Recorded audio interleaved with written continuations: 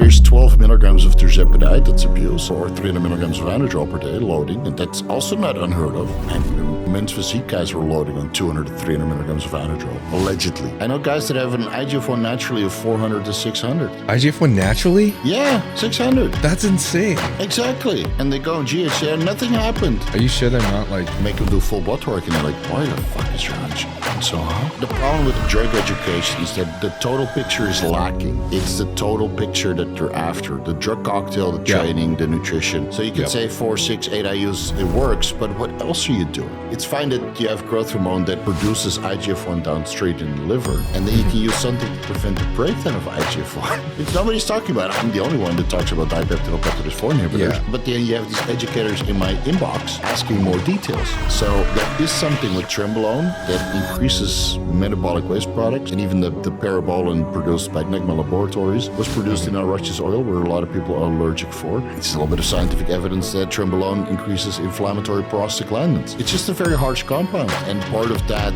is just that your kidneys have to work harder. George Peterson wasn't using Trim when we did his autopsy report. John Jewett didn't use Trenbolone for his last Mr. Olympia. Chris Bumstead didn't take Trim. All these guys are overcoming their addiction and their vices by just going on like 5 grams of 5 milligrams of Retatrutide. Yeah, they don't want to drink, they don't want to smoke weed, they don't want to do anything. That literally makes holes, divots in your arteries, and then the LDL foam cells can get stuck, the calcium gets stuck in there, and then you create plaque. It's a whole process. It takes decades. And so if you're proactive from the start and you don't abuse the drugs, then I mean, I don't see a reason why you would get it. What do you feel like bodybuilders have done recently that have allowed their waists to come in a lot tighter? I think a lot of people focus now more on... What's up? What's up, bro? What's up, man? So my great anabolic father. What's up, bro? Good, man. Let me turn on the volume a little bit. How's my audio and stuff? Is it good? Yeah, you sound awesome. Cool. You sound better than 90% of the other people that I have video calls with. I'm a YouTuber like yourself, man. I know the game. You got to look good. You got a nice fresh shirt. Meow. Yeah, it's just fire. Meow, bitches. And I got the most expensive microphone I could find and a good camera with automatic color correction, so I'm ready to roll, man. Well, dude, I mean, it seems like everything they've been doing is clearly right, because looking through this Q&A, there's a lot more personal questions than there used to be. Like, really? People are asking you about, like, the Netherlands and Thailand and your cigars and all this shit. Oh, really? People are following along the story, bro.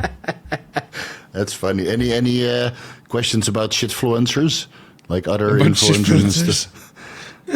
Just gonna skip over those. The last time the guy stumped me. What do you think about this guy? I'm sure there's probably going to be a few in here.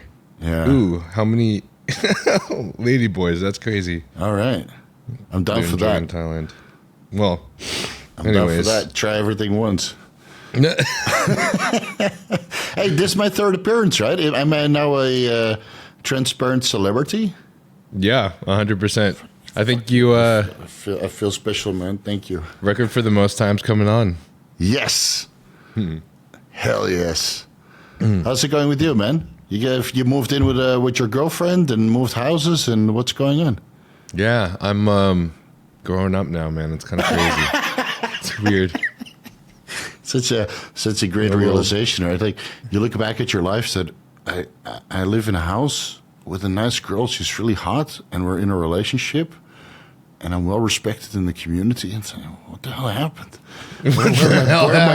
Where are my party days? Where are my parties? Yeah. Go fucking buck wild and then come home all fucked up. And those days are over at one point, man. Yeah, for sure. Now that I'm working with Patrick Tord, too, it's even harder for me to kind of go a little crazy, especially on food. So, oh, yeah. Yeah, those guys are very serious, you know. I mean, they're pro level, man. They're on top of your ass all the time. Can't slack. That's why I don't have a coach, so I can slack all day and get a nice puffy face. And that Cheesecake Factory yesterday was great. Fire. Yeah. I mean, you still look crazy for everything you've been doing. Plus, I try. Also, congratulations on the almost not yet, man. Potential news. Potential, yeah. So Wednesday she was due, and we're just patiently waiting. Like she could literally walk in right now and say, "Yeah, my water broke. We got to bounce." But then, I'll have to take the car in the middle of the night. But so far, we're just patiently waiting. I think I think our daughter is very comfortable in the womb, and it might take a few more days. People love the HD quality. Oh yeah, the more HD, the better, man. Then you can see all my pimples and wrinkles. And you can point it out. Your son gets really HD. Here, you get this little groove there, and you got a pimple here, and whatever they can get away with, man. Yeah, bro. So I was thinking, I was thinking today, there's a lot of things we could honestly talk about. I feel like every time I talk with you, I could talk with you for hours, but plus there's a fuck ton of Q&As anyways. But let's do it. I've been enjoying just throwing out and discussing theories with people because, we don't really have case studies when it comes to actual competing in bodybuilding. Mm-hmm. I think over the course of the last year or two, my audience has slowly transformed a little bit to more of a competitive audience, maybe. Well, that's the guest that you have on, right? You have a lot of competitive bodybuilders on. Steve Kukla was just on. Wesley Vissers was a great podcast, by the way. Thanks for the thanks, man. Yeah, just watched it today. So that was good. So just basically, whatever guest you have on, that's what you attract. And then I don't know what I bring to the table, but it's probably all the PED connoisseurs that will come over after this podcast. Like, hey, Mel also talks about it, and it's called Trensparent. This podcast must be about drugs. It's always cool though to hear, even when I'm talking with other competitors, they're always bringing your name up too, though. So I think it's pretty integrated in, at this point, that you are a name in the community and that you've I think so. Brought through like a lot of great value, man. I got a lot of DMs. DMs of competitors, and it's good to see. With the Anabolic Roundtable with me and Dean and Kurt bring to the table, it's slowly being adopted. So you see people being healthier and making better decisions regarding their oxidative stress. I know you just had Dean on talking about oxidative stress and mitochondrial function. So it's good that it's slowly being adopted. And then at one point, it will just be the norm, and then people not only look at anabolics, but also looking into stuff to stay healthy and stay productive. Because when you compare now to the 90s, like all those 90s bodybuilders were all brain dead. And you remember on the Battle for the Olympia and some of the shows where they had at the Olympia, the press conference, they're all like, you don't no idea what they're talking about. And now everybody's super fresh and relaxed and, highly productive and very well, entrepreneur and business mindset. And I think we had a little bit of something to do with that. It's, of course, coaching is involved. So they drive you down hard and then they slowly kind of land the plane instead of crashing you at the end with all kinds of crazy drugs and depletion protocols. So it's good that it's changing. I'm happy that me and other educators and basically everybody's making such a good leap forward to improve the fitness industry and that everybody can benefit from that. And I think I'm one of the guys that helps with that. Not the only one, obviously, but one of the guys. Yeah. I agree as well. I actually have that brings me to this question I want to ask you, but before I do, something that's kind of related. What did you think about Nihat? Winning his Olympia. Nihat? Have you seen okay, Who's so let me see if I can find. Am I out of loop? I feel like you've had to see him. So what's Nihat's last name? I don't even know if I'm saying it right. Where did he compete? In China or Dubai? Nihat Kaya. What's up? In Dubai. The 212 Kaya. Yeah, he looked good. Yeah. Kid's 22 years old. Oh, got his pro card at 20. And I don't know, I've been following him for the last couple of years, and I got to be real. I think he's probably one of my favorite bodybuilders, of all right now. Dude. He's got a crazy physique. I just don't understand how he achieved this at this age. It's fucking nuts. I think if you start young and obviously, these guys have the work ethic and the genetics, and you get it with a good coach from the beginning, you can achieve so much. I've seen it happen with guys that signed up with me when I was still coaching when they were like 18. And then the first year you kind of put them through the ringer because you don't really want to put them on gear. But then they really want to go for it, and they have such phenomenal work ethic. They don't do anything else. They're full-time bodybuilders. So you sprinkle it in a little bit and they fucking mutate. You're like, fuck. Right. And then later on you see them really reach high levels, or they go on social media or whatever. So that's always good to see. And there's just outliers out there that I like Lee Priest, for example, just an outlier got adopted by bodybuilding when I was 13 years old. And then by the time you're 19, you're a phenom. Yeah. You know, so. Bro's always been a freak. Yeah, I don't know what happened to my career, but. So sick. I started at 15, but I never turned to a freak. Well, you didn't even start gear until you were way older, though, right? 26, like late yeah. 20s. Okay, 26, exactly. Yeah, that's what I was thinking too. I was didn't late even to start. the party. Mm-hmm. I don't think I started my first actual real bulking cycle till after 25. Also, so Yeah, you were but team I do feel orals like only, right? Only oral. sounds so bad out of context. I feel like I remember we were discussing this in the last podcast, and I know this is a little controversial, but I think even though I like to push that you know, don't to you know to people that, because there's natural people in my audience as well. You know, as much as I want to be a good example and be like, you know, don't start gear so early, especially if you don't know if you want to do it for sure. I really do agree with you that the guys that really, really want to make it to the top, that have that discipline to do what you were saying from 18 years old, are the ones that are probably going to do the best, or at least they're just going to have this amazing, phenomenal young look, but insane. And you just tolerate more. Your body is so much more resilient. Like when I look back, physically as well. I could have started gear when I was 21, but I should have done that under the guidance of a coach. Like when you're 21, you think you know, but you don't know. Let's be honest. And when I started at 26, I thought I knew, but I didn't know compared to now. So like if you're young, you have a little bit of disposable income, $350 to $500 for a coach, and he's willing to help you and make you do the blood work, and you prove yourself that you're a full-time bodybuilder and you don't go, you know, drinking and recreational drugs and partying and all that kind of stuff. Maybe once in a while, once every 6 months. Okay. But it doesn't detract from your bodybuilding journey. I'm not against it, man. Honestly, I'm not against it. What I'm against, you see 16, 17, 18 years old going on SARMs only cycles, not understanding the ramifications, and then saying that they're natural on Instagram and trying to create a following of you know, gullible peers of their age group, right? Selling foam rollers and pre-workouts. Right. I'm not really for that. But yeah, if you're 21 and you've been doing this for a while, or 18, and you get a coach under good guidance. I mean, Kyle Wilkes, you know, I mean, he coaches all these young teens and early 20-year-old guys. I think Nick Walker's his oldest client. Oh yeah, you were with Kyle, right? For a while. Yeah. Yeah.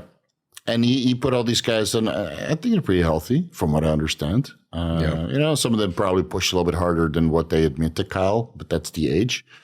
You know, I'm not running training in the off season, but they are running training in the off season, right? I mean, fuck, we got the train twins for fuck's sake, you know, saying what they're doing. So, all right, I'm not against it, but yeah, you really got to live the lifestyle if you do it. And let's be honest, 99% of the kids do not live the lifestyle. They go on a TikTok challenge and then, you know, it ends badly. Yeah. So luckily, especially I didn't have social media to pressure me at that age. Right.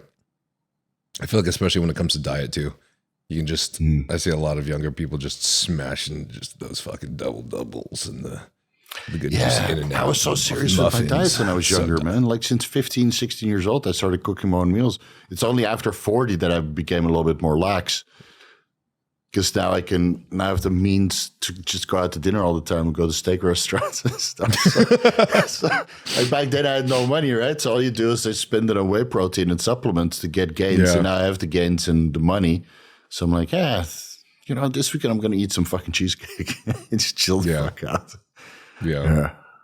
The younger body definitely though is just so much more like, what is the word? Like a rubber band. Pliable, resilient. Yeah, you can just get away more. But dude, I remember just working all week or going to school and then doing like night shift work and then going partying in the weekend, and somehow I was able to go to the gym 5 times a week as well. And I would all make it fit. If I think about that now, I'm already falling asleep. I'm like, how the hell did I do it? You know, so enjoy it while it lasts, man. By the time you're 35, 40, you got some real responsibilities. Then it's it's gonna be tough. And now I just like we had a Young LA party, right? The Young LA 2 mil event, like probably this last weekend or the weekend before, man. I ended up staying up till like 4 a.m. I'm gonna be just transparent. Like I'm being completely real, and I hate to say this because maybe people will call me out, but like, obviously, you know, I just started prep, so I didn't want to drink alcohal, but I had some G, which does the exact same thing for me. You know, it gets me aggressive, and Dude, every time something like this happens where I stay up too late, like for the next like 3 days straight, I'm just deeply depressed. Yeah. Like a really immense depression. Like mental health is just flipped completely the opposite, down the drain.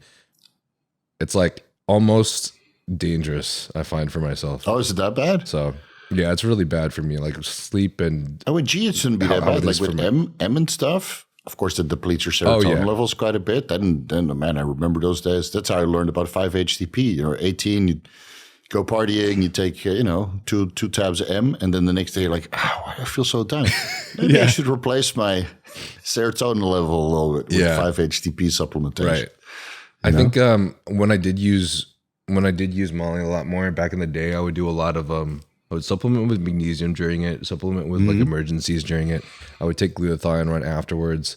And to be honest, the G is not as bad because sometimes back then, like I know this sounds crazy, but you and I are open about our drug use, especially in the past. Using G to emphasis help on the past. go to bed.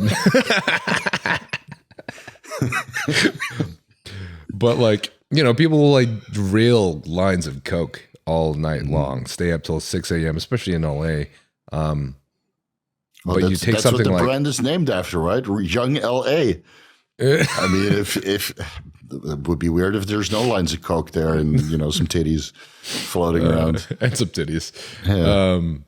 But you take some G, for example, like afterwards, and it does help you go to sleep, of course, because that's initially what it's made for, in terms of with the pharmaceutical companies. But I find that whenever I would take Molly and do all of these precautions, and they even have these almost like these I saw these like marketed things called roll kits that are like in the Ziploc bags that you can take before, during, and after your roll now. Oh.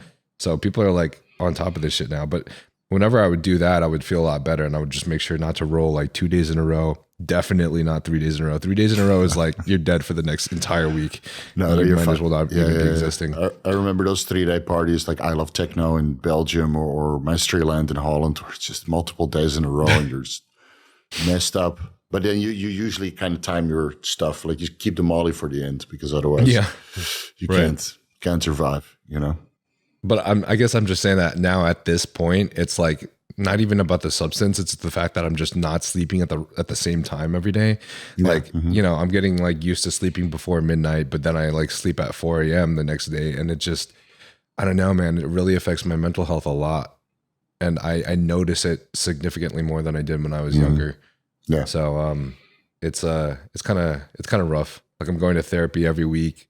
Every other week, and it's been extremely constructive for me. But I'm realizing like the small things that can almost create like a cascade downhill that I need to just avoid in order for me to be stable from here on. Or you can do what I do. You go to bed at 4 o'clock every day, and then if you do go out, you still come home for meal number 5. True. And you catch up on some emails, and then you go to bed at 4 a.m. anyway.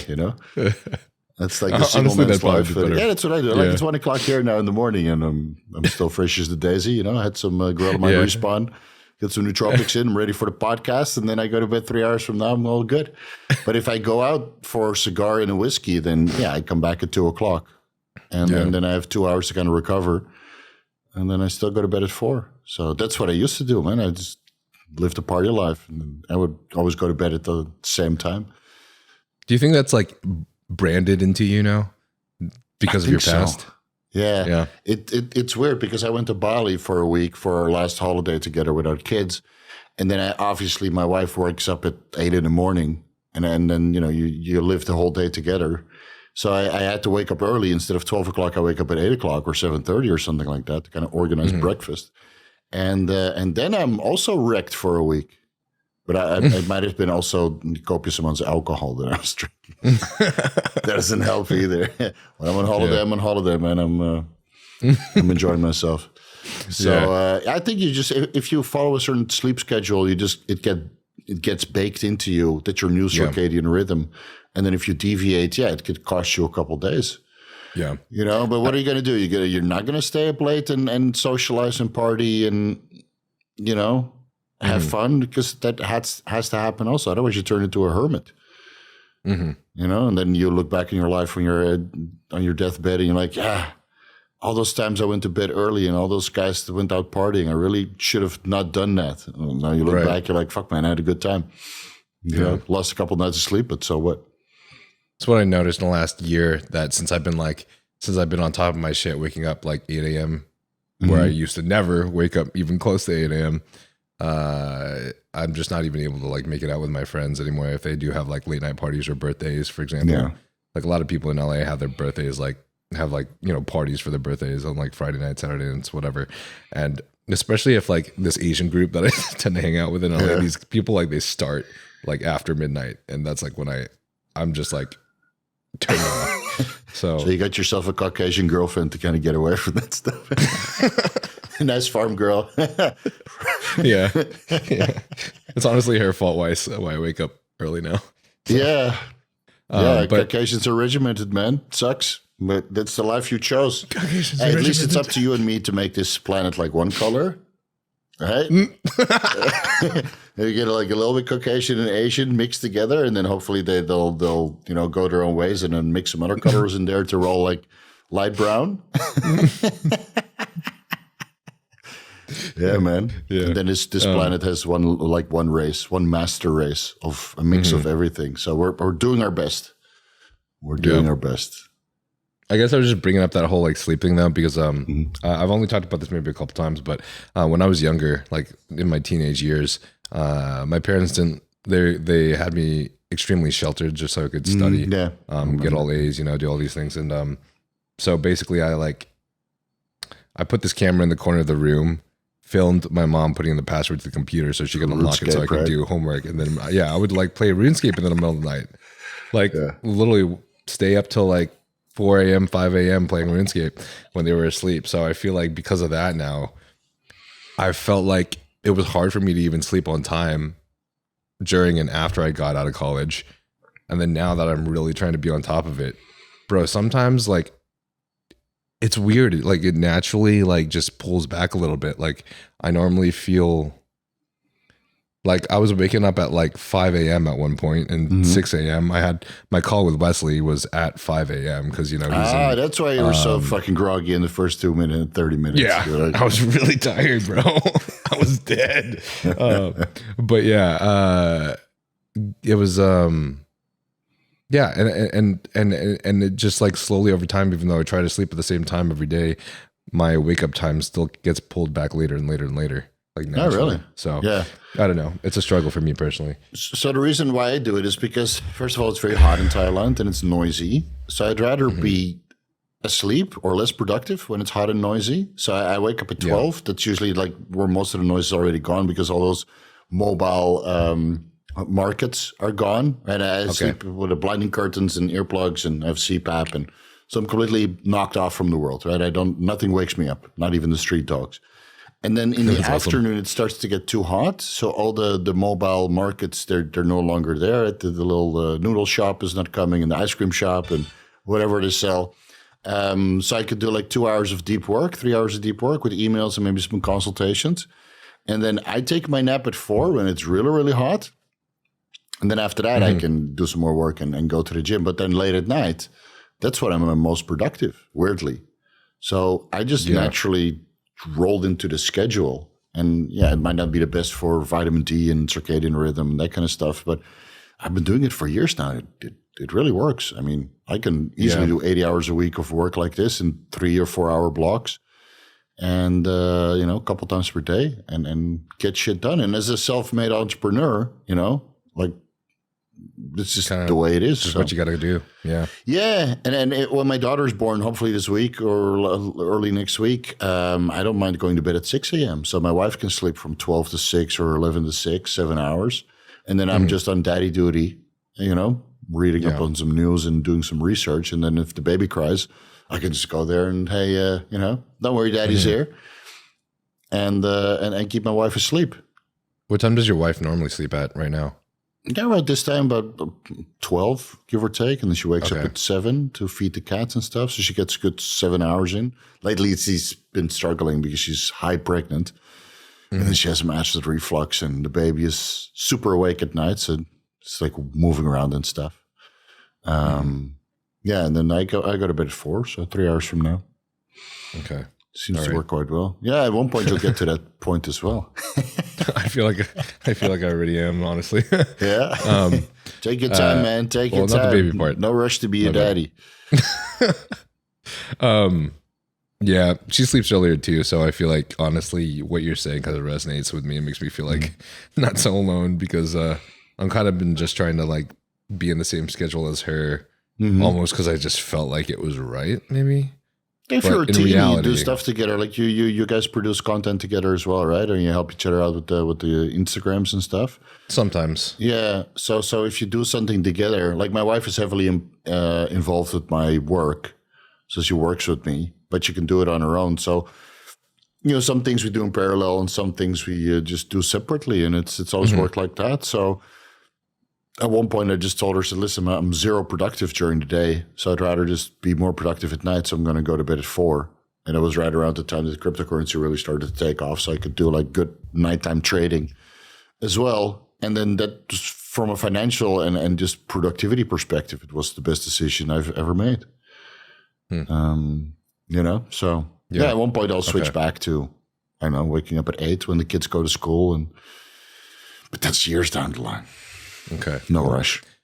Thanks for letting me pick your brain about this. I just realized 90% of the audience probably has like a 9-to-5 job or something, and this totally doesn't. Yeah, I used to have that. I used to have a consultancy job where you wake up at 6:30 and then, shave, put on your suit, take the car, go to the customer, the client, and then show up 8:30, nice and on time, 5 minutes before you get started, and then you have a meeting. Yeah. Fuck. I'm happy those days are over, man. I thought I was making good money back then, but social media is the way to go, dude. Now look at you now. It's a lot better than big old muscular bodybuilder with money. Yeah, now I can be a lot bigger. Now I don't have to fit into a suit anymore. Thank God. This shirt's like the tightest I have. All right, so I was thinking of we were talking about before discussing like time and the circadian rhythm. We're basically discussing just how over time the bodybuilding industry has seemed to elevate and improve to this point where like this education is out. A lot of people are a lot more conscious about their health and their markers for longevity. And I think you do too, but like we can see that the physiques are changing slowly over time. Yeah. in certain ways. So I guess I was curious to pick your brain on this now. We might have discussed it very briefly before. I don't think very in depth. This is something I've been discussing only more and more recently. But what do you feel like bodybuilders have done recently that have allowed their waists to come in a lot tighter and basically transition from that H frame to that X frame? I think a lot of people focus now more on nutrition and digestibility of the nutrition. So it's very individualized. People stay leaner in the off season. They do food allergy tests. They make sure they only eat what they're supposed to eat. And maybe the drug selection has changed, right? Insulin seems to be a little bit less favored, and that could contribute to visceral fat buildup. Those weird, super high amino acid and super high simple sugar cocktails, intra, post-workout formulations, that seems to be less favored, which I think, the simple sugars and stuff, especially in the early days in the 90s, when they didn't have high-brand cyclic dextrins, they just used dextrose or whatever. I think that contributed to visceral fat buildup, and it's just not something you're going to get away. So over time, the visceral fat builds up, and then the waist gets bigger and bigger and bigger, and the organs grow, obviously, from a lot of growth hormone use. And I think that the drug selection has changed a little bit over time, and the digestibility of the food and the selection of food has improved. Yeah. And since people just, the quote main gaining stuff, or people just stay in shape the whole year, I think social media has brought that to the table, where people just feel the need to stay in somewhat of a good shape, not go over 8 to 10% body fat anymore, always have some sort of six pack and ability to pull a vacuum, especially in the classic physique class. So they're more presentable, because the more presentable you are on social media, the more money you make. And this shit ain't cheap. high level bodybuilding, whether it's in men's physique classic or open bodybuilding or 212, it's not a cheap sport. It's not cheap with all the blood work and the organ imaging, and then high quality food, and you see that the guys that are just super regimented year round, instead of where maybe before they were only regimented during a contest prep, and then the waist would come down a little bit, and then during the off season, Lee Priest style, they would just eat whatever, and they would get huge, obviously, but also fat. Yeah. And or Lee Priest could get away with 3 hours of cardio and get in shape with maybe a little bit soggy glutes. But nowadays people just don't want to do that because they want to be presentable, and so they eat better. Maybe it's the introduction of something like Retatrutide that people are now using during the off season, and GLP-1, GIP, and glucagon agonist. So they feel the need to eat less, so they take away the food noise, and now they can only focus on what they're supposed to eat. So that extra slice of cheesecake and extra cookie and extra ice cream is not there, which could, cumulatively make their waist wider. And the exercise selection is a lot better, because when I got started, you want a big back? 150-pound rows, baby, dumbbells. And that hits your obliques like nothing else. Yeah. Do you see people do dumbbell rows on social media now? Yeah, hardly. Eric Janicki off the screen. And dude, I do it too. I'm not talking shit, but so it has evolved where everything is like super specific into a particular muscle group, instead of just going to which I still love. I'm not going to lie. I like to go to the gym and rape the weights and throw it around, sweat and dust and chalk. This is what I love to do, but it makes your waist wider. So I think with all these things, just get that synergy together. And having a small waist, like what is his name? I just saw an update from him. First Punch Nas. Yeah. Niall. His name is Niall also. He's Niall also. One Punch Nas. So his physique looks like he's eating 5,000 calories, but his waist looks like he's eating 1,500 calories. Yeah, it's crazy. It's like this way. It's like a little Thai girl.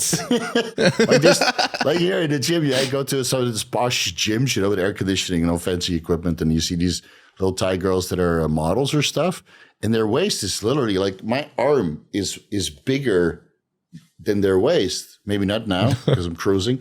If it can fit in the shirt, it's probably not big enough. But when I was like off season, arms like 19 inches, 19 and a half, and their waist is literally like this wide.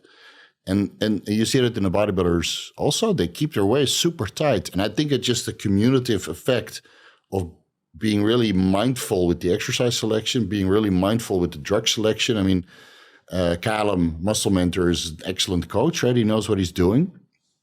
And then, of course, the genetics helps with that. And I don't think that waist trainers are really being used, or as far as I know, maybe in men's physique. But it was like a stint of waist trainers, right? And then they would do double waist trainers, and then the physique or the obliques would kind of shrink in, but the abs, they wouldn't be able to contract it properly. So they had like no abs and no obliques where there's no detail because they're just relaxing it basically against the waist trainer. But now everybody's chiseled. So I think the game's just changed, and it's just a cumulative effort of the fitness industry. Some guys are really good at oblique training. Some guys are really good at nutrition. Some guys are really good at avoiding particular exercises and changing exercises that don't blow out your waist. And then we have the drug coaches that say, hey, you don't do these drugs, take these drugs instead. Right? And then you put that all together and you got, guys with no waist, which is great. And then Lee Haney is complaining. I don't see it. I only see great physiques. I don't know what Lee Haney is talking about.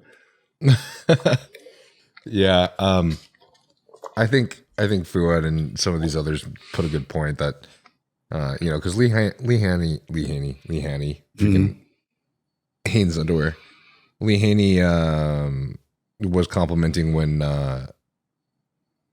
dude, why am I brain farting so bad right now? It's early and late at the same time. Our current Mr. Olympia, when our current Mr. Olympia won, because he's basically like almost a current day carbon copy of Lee. So, I'm not really sure what exactly he was pointing out at. I think it's just there was one comment that I seemed was of noted. I guess worth notice was that Lee tended to mention this thing whenever Nick Walker is Yeah. discussion. Okay, Nick has a little winning bit shows. wider waist. He also has got crazy arms, crazy legs, crazy back, crazy chest, crazy shoulders, and everything else. And you can even just see from the back shots that he makes up for it through all those other crazy parts. With And like he he's might got that not- X frame from the back for sure. For the back, it's insane. He has got no waist from the back. It's just from the front. So maybe early in his career, from some coaches, he didn't get the best advice regarding keeping his waist intact, but he was able to put on size like nobody else. So maybe the size came at the cost of his waist, and now he's building more size with RP training and intelligent cycle design from Kyle and some good advice from people that he works with, and his waist didn't get any wider. If anything, it got smaller. But there is a point of no return. I mean, same with Dennis James. His waist blew out with advice from Milos and the limited drugs and nutritional sources that he had available while he was living in Thailand. And then he moved to the US and he brought his waist down a little bit, but never to the point that it would be aesthetic or earlier in his career. And sometimes there's just no point of return. My waist got wider over the years and it never really got back to when I was 25 years old. I don't compete, and I don't put so much effort into it. I don't really care. I married them off the market. It's fine. Yeah. So, but for these guys, they do the best they can. But there comes a point where there's like no return, basically. Right. And it doesn't matter how many vacuums you do or how much you fast to get the visceral fat off. Maybe there's so much organ growth and muscularity there that it's just never going to get any smaller. And what do? You just make your lats bigger and your quads bigger and make it more appealing. And then all you have to do, because when you see these guys solo, in certain shots, it might look big. And then you put them next to somebody else and you're like, it's not that big at all. Like Eric Janicki, for example, solo, he looks great. But then next to other guys, his waist looks a little bit wider. Right? And I'm sure he can still fix it because he doesn't strike me as a guy that goes absolutely ham on the insulin and stuff. But that's going to take time also. Right. I do, from personally knowing him, I do know that he has had problems in the past with limiting his food volume. He gets really fucking hungry. And just like I used to when I was younger, will just smash fiber and all these other things during prep to kind of give himself some satiation.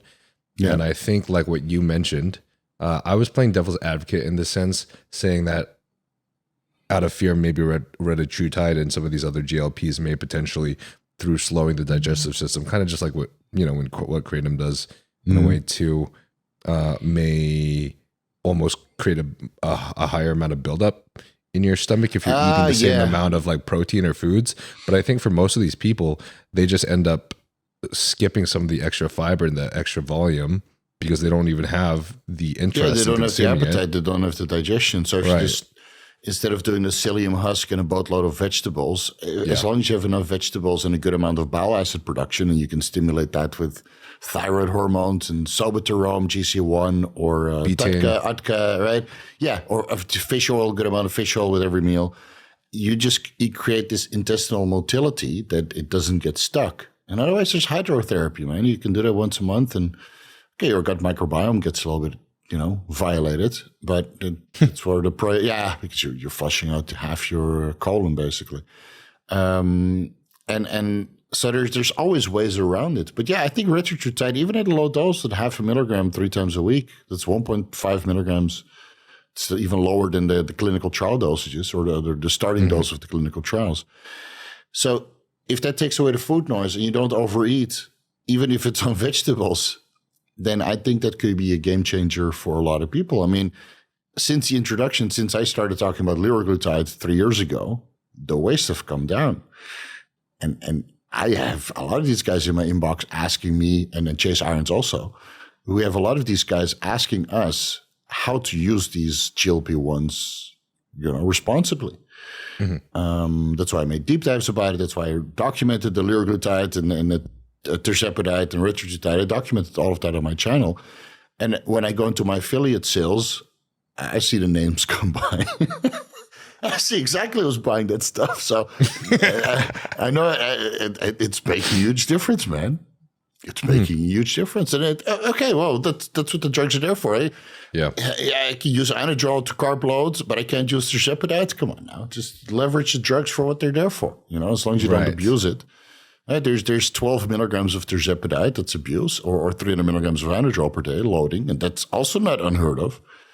Man, even classic or men's physique guys were loading on 200 to 300 milligrams of Anadrol, allegedly.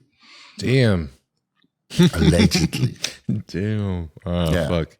Why is he so watery? Why is he 5th place? It's Anadrol. Yeah. Allegedly, I have seen that in the physique. Some big ass, watery men's physique dudes. Big ass cheeks. Yeah. Bigger than mine.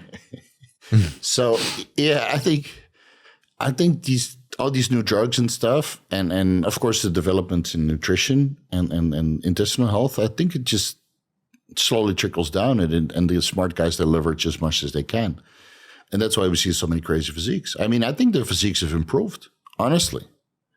The separation is better. Maybe at the open bodybuilding, there's still a lot of the side injections in the rear shoulders where you don't see the separation, right? Where they do like, and it's like lumps and bumps. I don't really like that physique. I know you discussed that with Wesley Vissers just now.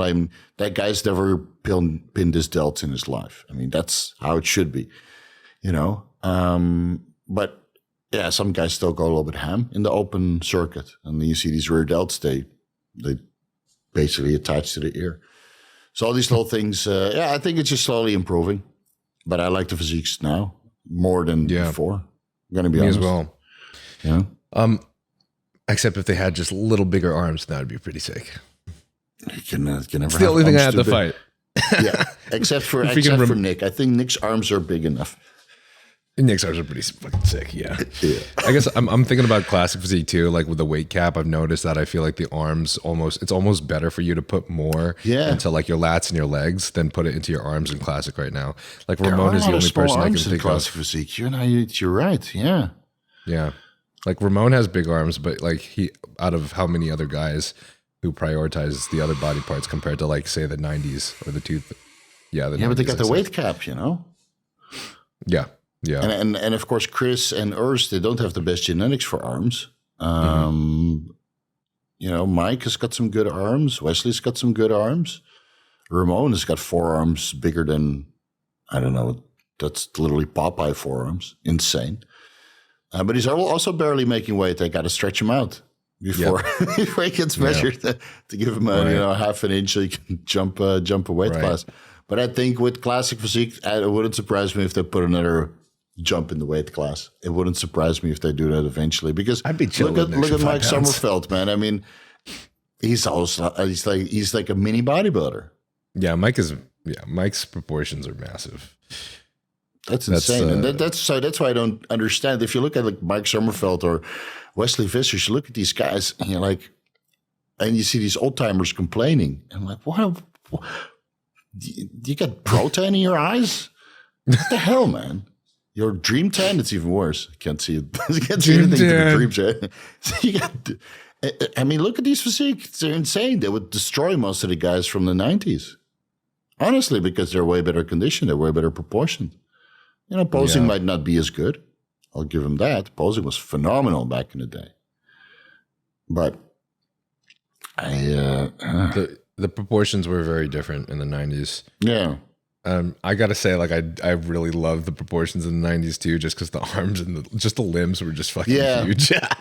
But I agree when it comes to like the total X frame, and I think your eyes get drawn to the middle.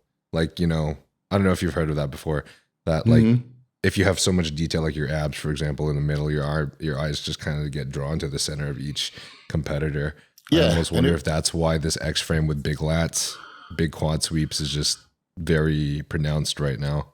And also when that detail just radiates into the upper quads, like look at the upper quads of most competitors now. It's separated to the bone. Didn't have that back in the day. They didn't have this crazy feathering in you know, where you could just literally put your thumb all the way into the quad. I don't know.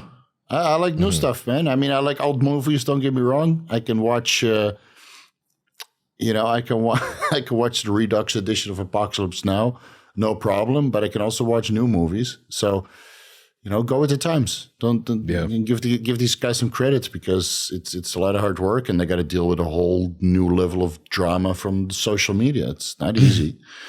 You know, it's not easy. It's a different game. So playing devil's advocate to the discussion around the growth of our waist, because I was having this discussion with someone in my audience, like literally just a couple of days ago. But he was watching an old podcast where we were referring to axial loading, any of these other like super heavy exercises that we were just discussing that can potentially grow some obliques, maybe some, I don't know, some lumbar. I don't really know how much that makes a difference, but then I guess you do look at CrossFitters, some CrossFitters, and their waists just look fucking built as shit. Yeah. So, I guess it's like a Jujimufu build, which is very powerful. I'm the same. Yeah, I'm a Jujimufu build. The legs are a little bit smaller, waist is a little bit wider, but it's an unstoppable force. Basically, I'm not as mobile and limber as Jujimufu, but yeah, it's a different kind of look. It's more of a power look. I guess my question would be though, like playing devil's advocate, is how much do you think that plays into like percentage wise? If we were to just theoretically make up some kind of percentage for each of these, like how much would we think that, say IGF-1 GH insulin plays a role? How much do we think that food volume and nutrition plays a role, gut health, I guess? And then how much do we think that like axial loading and other heavy exercises that are putting load on the waist plays a role? And it's hard to pinpoint because everybody's different, and the cycles are all different, and the exercise selection is all different. I think back then it was just less like nutrition and stuff was poorly understood. I mean, when you go battle for the Olympics, what Jay was eating, or what Ronnie was eating, it's atrocious compared to what they're doing now. Now they learned a lot more, and that's why Ronnie and Jay both had a little bit bigger waist. Nowadays, people put a lot more attention on that stuff. So I think it just all evolves. And the guys that really match or figure out what works for them with a good coach, and again, the portfolio of knowledge of the new coaches, I think is far greater than what it used to be. And that's partially through social media, because the coaches can go on social media and learn from guys like me or whoever, other educators out there putting out free information. They go to Mike Israel for training advice. They go to me for drug advice. They go to XYZ for other advice, and they piece it all together. They apply it to their clients. I think everything has doubled knowledge-wise, and that's why the physiques are improving from that sense. The proportions are more freaky. The condition is more gnarly. The muscle separation, the detail is more pronounced, which can be debated. Yeah. It's still a conditioning thing, But when these guys are really in shape, and then they say, they're not separated. Well, they got twice the lights on stage compared to before. This is not, the British Grand Prix 1997 where you just have top lights and everybody looks like a freak. No, you got lights all around, from the bottom, from the top, and there's zero shadows. And then you're really dependent on the phone pictures. Obviously, they're not going to capture that properly. So you have to wait until, Glyco Productions or some of these other high-quality photographers releases their Instagram footage. And then you're like, holy shit, these guys look like absolute freaks. Yeah. Imagine if Glyco or some of these, that's his name, right? The G, it's beautiful. Gilco? Glyco, yeah. Gilco. Maybe I'm mistaken for that Chinese or Japanese soy sauce brand. Glyco. Gilco Productions. Yes, that's the one. So imagine if he was around in the 90s or 2000s or these other eras. How would they have looked on the 4K camera? And we'll never know because the contrast is different and the technology has changed. So you just got to go with the time. And I'm very pleased with what I see on the Mr. Olympia stage. When I was there last year or when I watch these live streams, I'm like, as long as the backdrop is black, shots fired. Shout out to Fuad Abiad for keeping it real. As long as the backdrop is black and there's not too much graphics going on, you can really see what's going on. And somebody who was this on Instagram said, it's really cool that they match the background to the color of the competitors. Was at one of the recent shows. I think it was, what's his name? The guy that had like a bicycle crash and has like one or two fingers removed. Justin. Oh, no, fucking. Yeah, Sheer. Justin Shire, yes. It's really nice that they match the background to the competitor, the color of the competitor. So like, it's exactly what it is. It's orange. So like all these things, like back then they only had black backgrounds, great lighting. So all these things change. But what I think the most has changed is that everybody's gotten a lot smarter about their approach and a lot more diligent about their approach. And the guys who are not smart and not diligent, they just fall off. They'll top 5, top 10. But doesn't matter how much genetics they have. They just get exposed waist-wise, conditioning-wise. You know, they think they're in shape, but they're not in shape. Their color is off. And, you know, how many superstars are there really in each class? 10, 15, that's it. And the rest is just kind of filling up the numbers, let's be honest. Yeah. I guess from what we were just saying, I would say that the key takeaway for anyone listening to take away from what we were just discussing is that, like, if you're starting off in bodybuilding, if you're one of the younger guys, or if you still have like a long journey to go, even if you're older, you know, like there's some of these guys like Bonak who are in their 40s and looking phenomenal. I think it really is smart to just do as much research as you can on not just how to bodybuild in the modern days, but also like how your body reacts to certain foods, how your body reacts to certain drugs, and it's not like overload on the food. Don't overload on things that you feel like are pushing yourself to the extent where like, you know, you're walking around with a big gut all the time. I just feel like all these things really do, and over the years will make an impact on what your physique looks like in the future. Like this whole like growing slowly but like calculated, I feel like really does build the best proportions out of a body. Yeah, you don't do any extremes. Like that's what we used to do, right? Extremes, extreme heavy lifting, extreme food volume, extreme drug protocols. And I think if you just keep everything modest, you grow just the same at the end, but not the expense of your health or your waist or your skin for that matter. I mean, you know, all these little problems that you can run into with your skin. It's also, you know, from heavy drugs and heavy food. High oxidative stress, like Dr. Dean always likes to mention. It's true, you know. If you abuse your body, it's just going to show. That's why some guys at the amateur ranks are just blasting their socks off and eating copious amounts of crap. Their skin looks, you know, like an alligator or an ashtray. So, yeah, I think modesty is, you know, and sometimes I wish that I was like kind of like getting started in this day and age because there's so much better information. So I wouldn't have to make all the same mistakes and listen to the BS that I was fed 10, 15, 20 years ago. Because I think now there's so much information out there. You don't need to make any mistakes unless you're dumb and lazy. Yeah, that's why you see people rapidly progressing because they do a lot of research. They make all the right decisions. And then from 18 to 22 to 26, they fucking blow up. Even if they don't have the best genetics. And they don't get any gyno, they don't get any hair loss, not a pimple in sight. And then you look at their family members, you know, they post a picture, post show. You see them next to their family, and you see their family like, this guy didn't have good genetics. It's just an average looking family, you know, a little bit skinny fat and, you know, lovely people, obviously, but it's not like everybody's super jacked or something. Right. That's my lovely family. My cute little Asian 5 foot tall family. Yeah, same here, man. It's just everybody in my family is skinny fat, so I had to work for it. I'm still skinny fat. Yeah. Total tangent, by the way.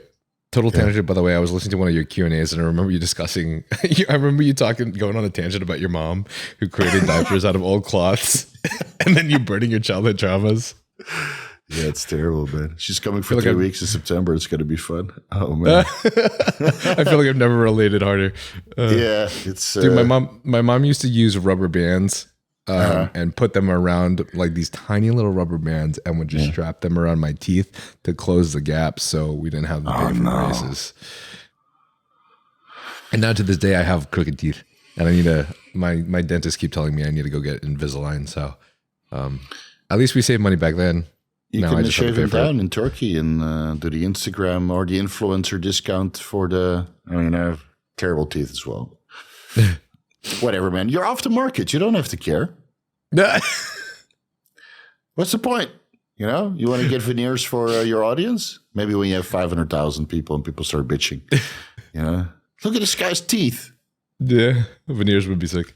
I think just to be completely real, it's because it's causing me problems with my teeth. It's causing me problems with like my like gum recession and shit. Oh, so yeah. they're telling me I need to fix it because I'm getting gum recession. I like to brush like it's a dumbbell.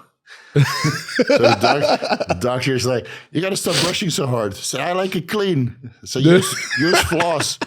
It's receding. I said, oh, man. Yeah. I tried to fix that, though. I tried to fix it. I swear to God, I just use my vibrating toothbrush and just place it on there. Dental supercharger, Super Soaker 9000. Yeah, bro. And it's still receding. So we're still trying to figure out what the issue is. And they say it's because of the way my teeth are. So, and then maybe shave it down. Go to the Amazon, get some nice spikes, you know, put some diamonds on it. Yeah. But, all right. So anyways, for the sake of the audience and because I think this discussion is always super fun, I was thinking it would be fun to go a little bit into specifics as to what we think is some of the biggest improvements in bodybuilding these days. And I think one of the things I'm thinking, for example, is when we're talking about the waist extension, when I've listened to Stefan Kienzl discuss things, when I've listened to my own coach talk to me about our own program, I feel like some of these top coaches these days are kind of, they consider themselves low protein to the average American or the average just freaking earthly citizen. The protein's fucking insane, but still compared to the normal bodybuilder in the old days, like these guys are saying like around 1.5 times your weight in protein max, which, you know, if I'm weighing 200 pounds, it's nowhere above 300. Whereas I feel like back in the day, guys were slamming 2 times almost.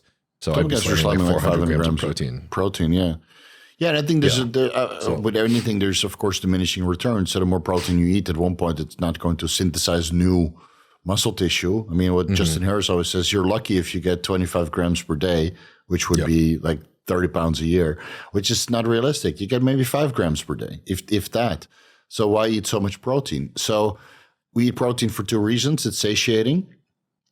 You get a broad spectrum of amino acids that you might utilize into hair, skin, nails, organs, protein expression from androgen receptor mediated effect, and then a little bit of muscle tissue, right? And then gluconeogenesis, the amino acids go into glucose. And then you take your glucose as an amino acid sparing energy source. But if you want to get lean, you have to bring your carbs down. So then the protein comes up a little bit to compensate. And then the healthy fats are there to kind of help, keep your lipids in range and lubricate your stool and help with your skin. And because, well, the cell membrane of every cell, that's fat. And, you know, when you have a glass and you put a little bit of fat in there and it floats, imagine that in zero gravity. So that all the fat would kind of go around the water.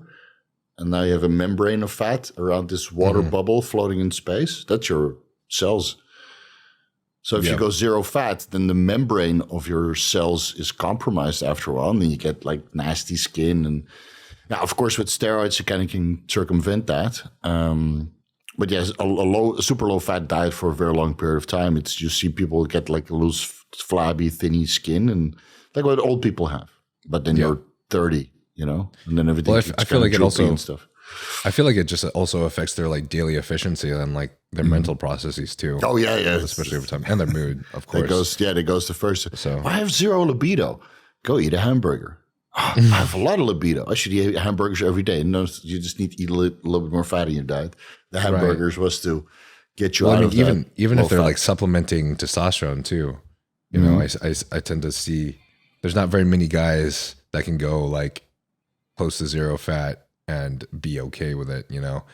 Unless you do sugar fasting. Sugar fasting. You haven't heard about this? Okay. Wow. Tell me about living under a rock. So this is making all the waves. So you have regular fasting, right? You stop eating anything, and then you have sugar fasting. So Mark Bell started talking about it. I did it for 3 days. It sent me into a terrible blood glucose roller coaster. It was crazy. Chase Irons has been doing it for 3 weeks. Basically, long story short, Joe Binley, the owner of Project AD, has been doing this for a very long time. And of course, the fruitarians and the cyclists, they've been all doing high carb, low protein diets for a while.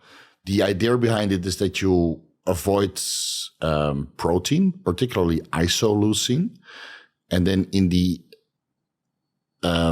time that you're eating a good amount of carbohydrates, fibroblast growth factor 21 goes up, which improves insulin sensitivity, improves mitochondrial function, helps with fat burning, and just makes the entire boost metabolism, and it makes the entire diet into some sort of fat burning environment where you just eat carbs, minimal protein. If you do eat protein, it can be a low isoleucine protein like collagen peptides, scoop of collagen peptides or a couple. And then you have maybe one protein meal at the end of the day. So you end up at like 50 grams of protein per day, 600 to 1,000 grams of carbs from fruit and honey. Holy shit. And candy. And you full hard and dense. Yeah. So people have been doing this for the last month or something and getting great results. They're dropping like 10, 20, 40 pounds. What the fuck? That's crazy. Yeah. I did it for 3 days, and and actually a lot of fun eating fruit drizzled in honey, about 100 grams of carbs per meal. So I was on 600 grams of carbs, and then a little bit of collagen peptides post-workout, and then, a little bit of protein before bed, some beef liver, like a little patty. And then a little bit of vegetables, kind of wash it all down. And then the first 2 days was great pumps, great energy levels, drinking a little bit of caffeine, and you're fucking high as fuck, right? So much energy. And then on the third day, in between meals, I started going hypo. and then I was like, man, I got to find a way to kind of manage my blood sugar. So you eat something with a little bit of fat. And by this point, my lower back was already like twice the size from all the insulin, right? Was it fat storage? Probably not. But it's just all the insulin. You get a lot of, insulin release, and you get some water retention in your lower back. Yeah. So it's like body composition wise, from the front, it looked good. And then I turn around, you got this flabby little lower back. Like you just went on a holiday to an all you can eat vacation in Cabo. It was not pretty. So after 3 days, it's like, I got to add in a little bit of fat, but my metabolism was so boosted. I was so hungry. I couldn't stop eating, dude. I couldn't stop. I didn't stop. I ate like garbage for like 4 days. Again, when I say garbage, it's like, stuff that I don't cook. So you order a sandwich, pastrami sandwich on Grab Eats or Uber Eats, which is still okay. But it's, it's a little bit outside of dietary norms. So that took me a while to get out of it. But a lot of people are doing this sugar fasting diet now and swear by it. So it's, we went full circle. We went from keto to carnivore to sugar fasting. That's why I love this industry, because there's always something new, something new to try, and it's what the fuck? And it works for people, and but why not, man? Why not? Eating a balanced diet, I think, is still the way to go. A good amount of healthy protein, good amount of healthy carbs, and a good amount of healthy fats. Some vegetables in there, some fruits, and then if it's off season and you want a cookie, go for it. Yeah. Like what Wesley said. If you want to sprinkle in a load of chocolates every meal, so you always feel satisfied and you don't feel like you're missing out, even during the off season. Sure, that's what I do also. It's a little bit extra. You get your 2,500 or 3,000 calorie base diet. It's all healthy. And then if you want to add in 200 calories from, I don't know, whatever, that's still healthy. Add some extra mixed nuts and seeds, honey glazed. Right. Fuck it. Yeah. Fuck it, I think I heard crumble cookies. I think I heard from some fucking doctor somewhere to just like try to make sure that like your sugar's like your like processed sugar or whatever sugar is like 10% of the amount of actual carbohydrates you consume or something. But I mean, whatever. I think if you live a balanced diet, like, okay, if it's contest prep and there's something to win, okay, man, you got to go all in, because every meal that you eat off plan could set you back from first to second, right? I get it. But if you're just off season or hobby bodybuilder, a little bit, it's not going to set you back, man. If anything, it just relaxes you. Yeah. And makes you feel like you're not in a prison. Because otherwise you go on holiday, you overcompensate. That happened to me so many times where you just eat clean the whole year and always try to stay in shape. And then you go on holiday and then you hit the hotel buffet for breakfast, and it's just all shit goes all clean eating goes out the window. And then you eat like garbage for a week because you've been abstaining. Like you've made your own prison, you know? Mm-hmm. Thank God for Retatrutide. Then it doesn't happen. I'm very excited to try that. I've been holding off this prep as much as possible, just so I can. Are you prepping now? I am prepping. I just started prep several weeks ago. But how did it end up with the knee? They get bursitis and stuff, right? Yeah, that was last year before the last show I had, which obviously fucked the show so bad. But it was, all I was doing was a freaking single arm cable high row / lat pull down. And I was just on one knee and then pulling down and then doing a full range. And I think maybe I probably just shifted a little bit, like my angle, to like hit a better angle for my lat. And I think just that perfect little amount of shifting on that kneecap just kind of push, move the kneecap and then burst the bursitis or burst the bursa inside. So now I get nervous every going on my knees. Yeah. Pause. I can imagine. Yeah, when you have like one of those injuries and then it looks debilitating, right? Did you have to get it drained and stuff and then surgery on it? Yeah, I had a lot of I didn't have to get surgery, but I needed to get it drained. However, going to a bunch of different ERs during the time to try to cram it in before the show, like these ERs weren't, for some reason they were saying they couldn't drain it, which was annoying. Ended up paying like $1,000 for some fucking prescription ibuprofen. That was literally the same thing as normal ibuprofen. It was a miserable experience, but that's why now I know though. Asia. You should move to Asia, bro. You walked into the hospital, you get VIP treatment, and you walk out with a bill. It's like $10. That's awesome. And you get to keep all your fucking. You still got a Filipino passport? No, I just have a U.S. passport. Get a Filipino passport, unregistered, no taxes, man. Keep all that influencer money. Just convince the girl. You go live at Boracay, nice beach. Walk to the private hospital, and then you're like, I got this bursitis. Yes, don't worry, sir. We'll just fucking ram a needle in there, drain it, surgery it up, patch you up nicely, and then send you home with a bill of $50. God, that's freaking insane, man. Why do you think I moved here? Okay. You're selling me. Real quick, guys. So while I was looking at the YouTube analytics, I actually saw that 85% of you guys that watch this channel are not subscribed. And I want to ask very little of you guys, but if you enjoy this podcast, if you find value in it, then please do me this one favor and subscribe to the channel, because doing so helps me get bigger and greater guests like the guests you are listening to today. Also, this channel is not sponsored, which means only the companies that I work with, which are Young LA and Huge Supplements, are the companies that can help fund this channel by you guys using the code NILE. So code NILE gives you a discount of 15% off of Young LA, and code NILE also gives you a discount of 10% off of Huge Supplements. And if you decide to purchase anything from any of these companies, it will help immensely for me by using my code. And this way, I can travel to other guests and also upgrade an equipment to make this podcast bigger and better for you guys. Before we move on to the Q&A, maybe it would be cool if we just talked a little bit of numbers just so the audience could come home with something. Because I was thinking about some stuff myself.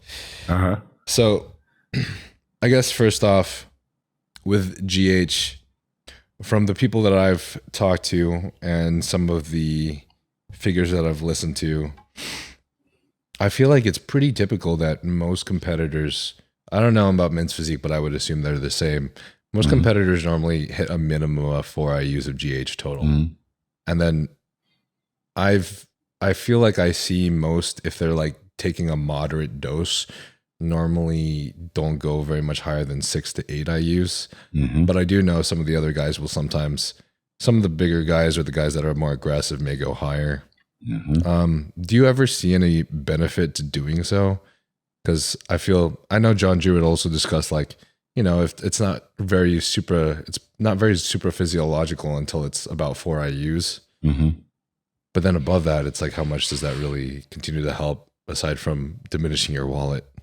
So most of these guys get the GH for free. So let's not, I mean, I get my GH for free. What? What am I doing wrong? Most of these guys get their Pharma IGH for free or very, very like $1 or $2 per unit. So yeah, the cost, shut up. You're not paying what most people are paying.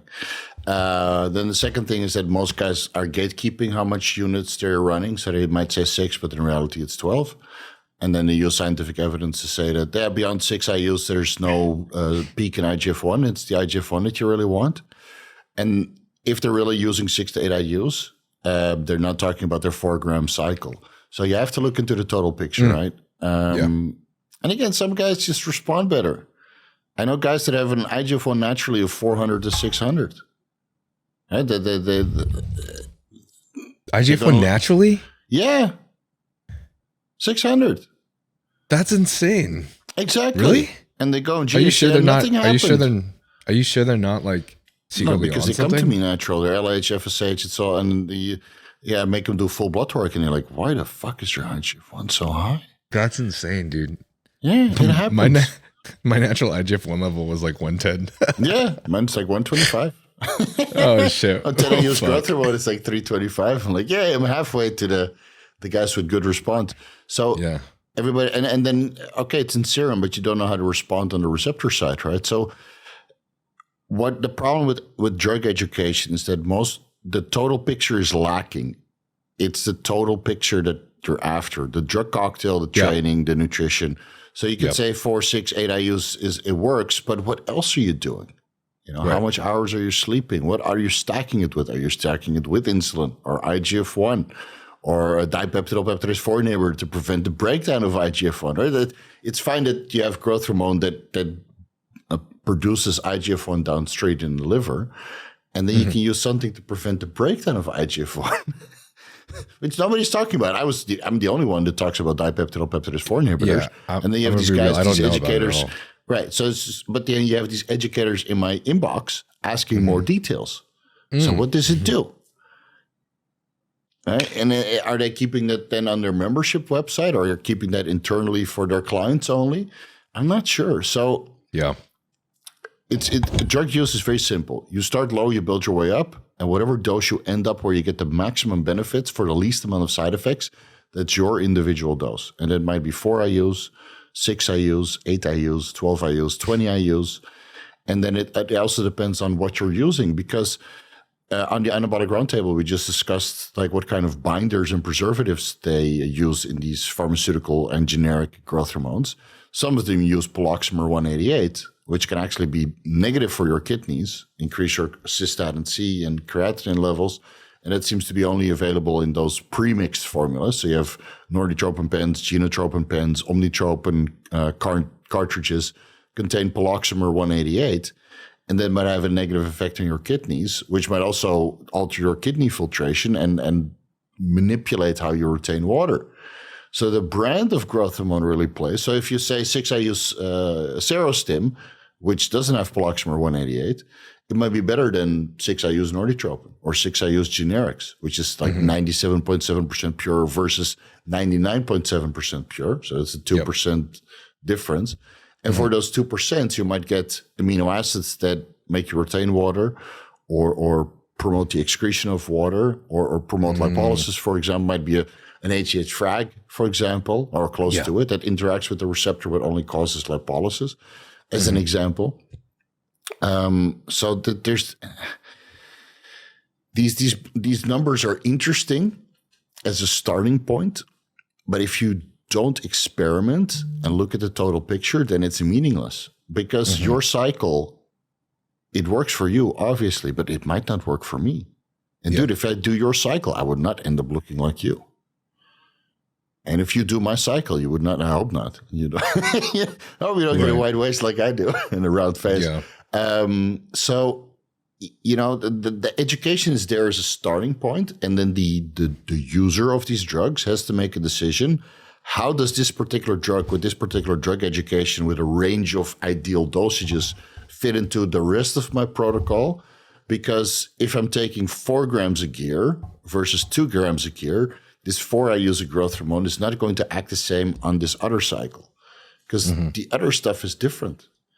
You know, if you're using growth hormone with insulin, it's going to react differently than without insulin. If you're using growth hormone with Retatrutide, it's going to act differently because you have this GIP, GLP-1, and glucagon agonism, and it manipulates your blood glucose levels, right? So all these, it's very interesting, and people want blanket answers. It's very complex, but unfortunately, you can't give it. You just, like with these deep dives that I make, right? They're usually an hour long. And then I talk about drug interactions that for 99% of the people, it goes straight over their heads. But I have the experience. Yeah. And some of the coaches will catch on to this. Like, oh, wait a minute. When you do these and these three things together, you get more synergy. And if you do these two things together, you can actually get the blunting effect.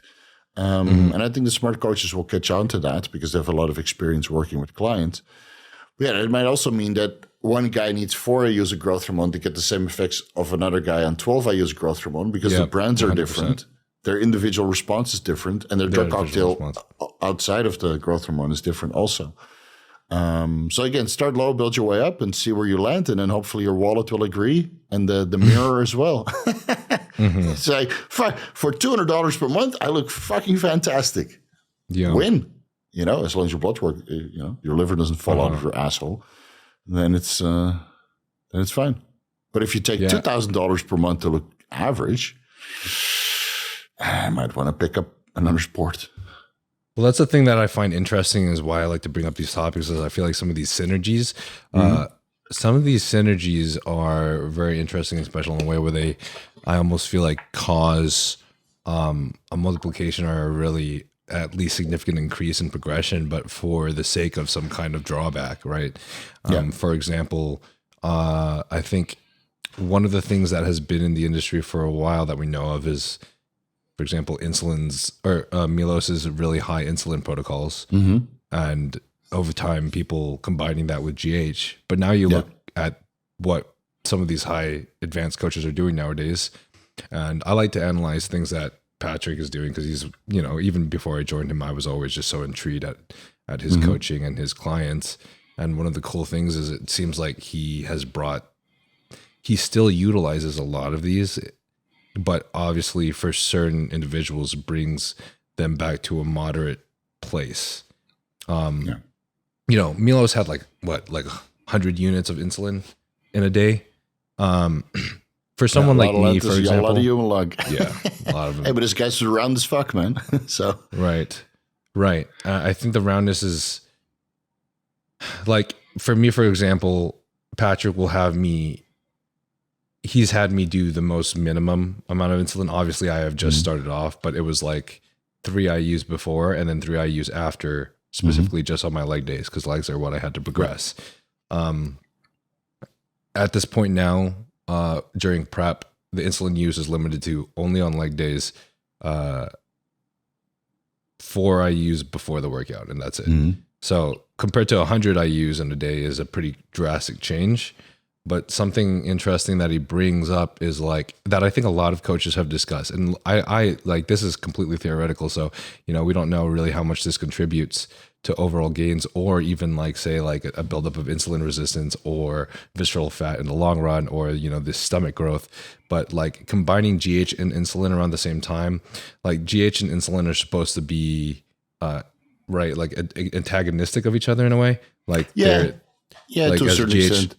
Right. So growth hormone causes lipolysis through hormone sensitive lipase, and that frees up free-form fatty acids from adipose tissue, and those can interfere with how insulin works. So you have insulin receptor substrate 1. Insulin attaches there to the insulin receptor, sends a signal through insulin receptor substrate 1, and then GLUT4, the glucose co-transporter 4, is translocated. It moves to the cell surface, allowing for glucose uptake, and then other nutrients can get in as well.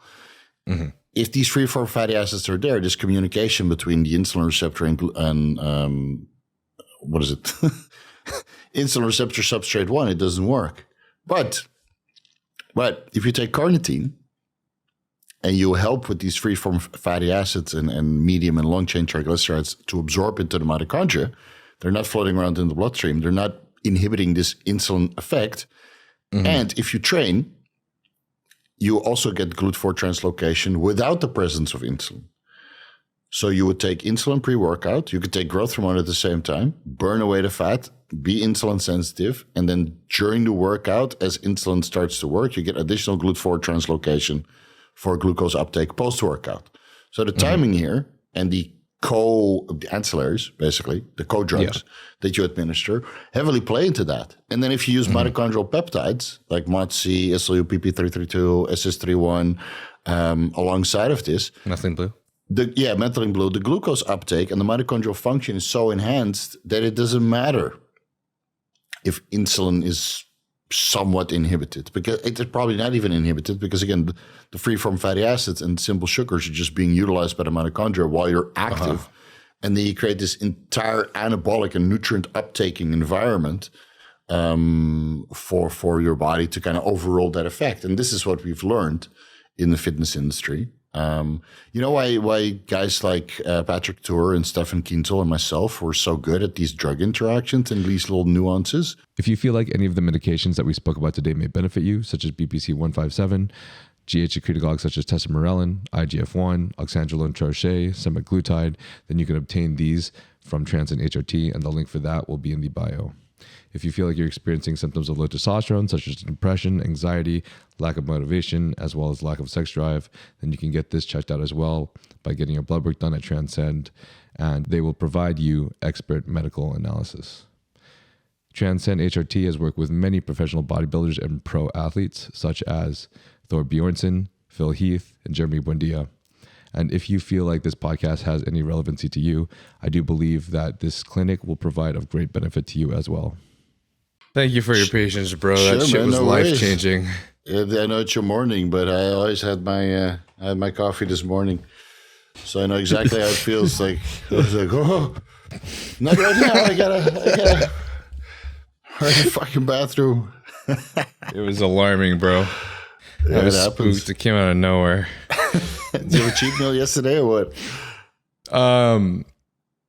I stuck to my salmon and rice, but my parents came into town for the first time in a while. So I've been trying to mend my relationship with my parents for a little bit. I think going to therapy has helped quite a bit. So they just happened to be around in the area because my dad was visiting something for a conference as a professor. And so we just went to like the sushi restaurant with them, and I got some like raw salmon and rice. Probably the day did after, the job. man. It's the day after. Probably did it. Emergency evacuation, man. With the parents, you just do your part. Just do your part. Do the best you can. I'm the same now. Like in the beginning, my relationship was kind of and now I'm just doing like I do my part. I'm patient. Don't get upset. Take them out to dinner. Send them money, because you never know how long it's going to last. You know. And I don't want to have any regrets. Like, I should have amended it when I had the chance. That would be worse than just suffering through suffering through the moments. Yeah. Mm-hmm. So where were we? You were mentioning you, Stefan Kienzel, Patrick Tuor are very, I guess, focused or know about these synergies. Yeah, because I think both of them, they used to coach athletes in IFBB Elite. And Kienzel used to be with the WBPF as well, just like I was. And those are all drug tested shows. So you got to be really on top, because you're limited on what you can recommend. So you got to be really on top, more so on the nutrition, more so on the training, more so on the drug selection, because you're limited on what you can recommend, because there's drug testing before the show and on the day of the show at IFBB Elite World Championships and the WBPF World Championships. And that just gives you a better arsenal on how these synergies work, because there's cutoff detection limits and what you can use. So you really learn how to leverage, instead of the trimix, test, train, and masteron. You learn a little bit more about how these drugs interact. And I think that's why these guys are so good. And, and Kienzel is fully booked now. He's got hundreds of clients, it seems. Yeah. Very booked. So I guess one of the interesting things that they've discussed that I've brought up a couple times, which I think is kind of a fun discussion, but Patrick's mention of how, there's a lot of coaches that will they'll try to give you GH in a fasted state, of course, which is, I think, pretty common in the past. For example, like before bed, but a certain amount of hours after your last meal. But Patrick states that there's something to be said of having GH when your insulin is high, but not very often, because obviously this may lead to a faster increase in insulin resistance. So he will like prescribe this. I feel like he would do this maybe like, if you're taking GH 2 to 3 times a day, he'll have like one time where it's like, for example, like pretty damn soon after your post-workout meal, for example. And this is one of his ways. I think he was expressing the value of this being that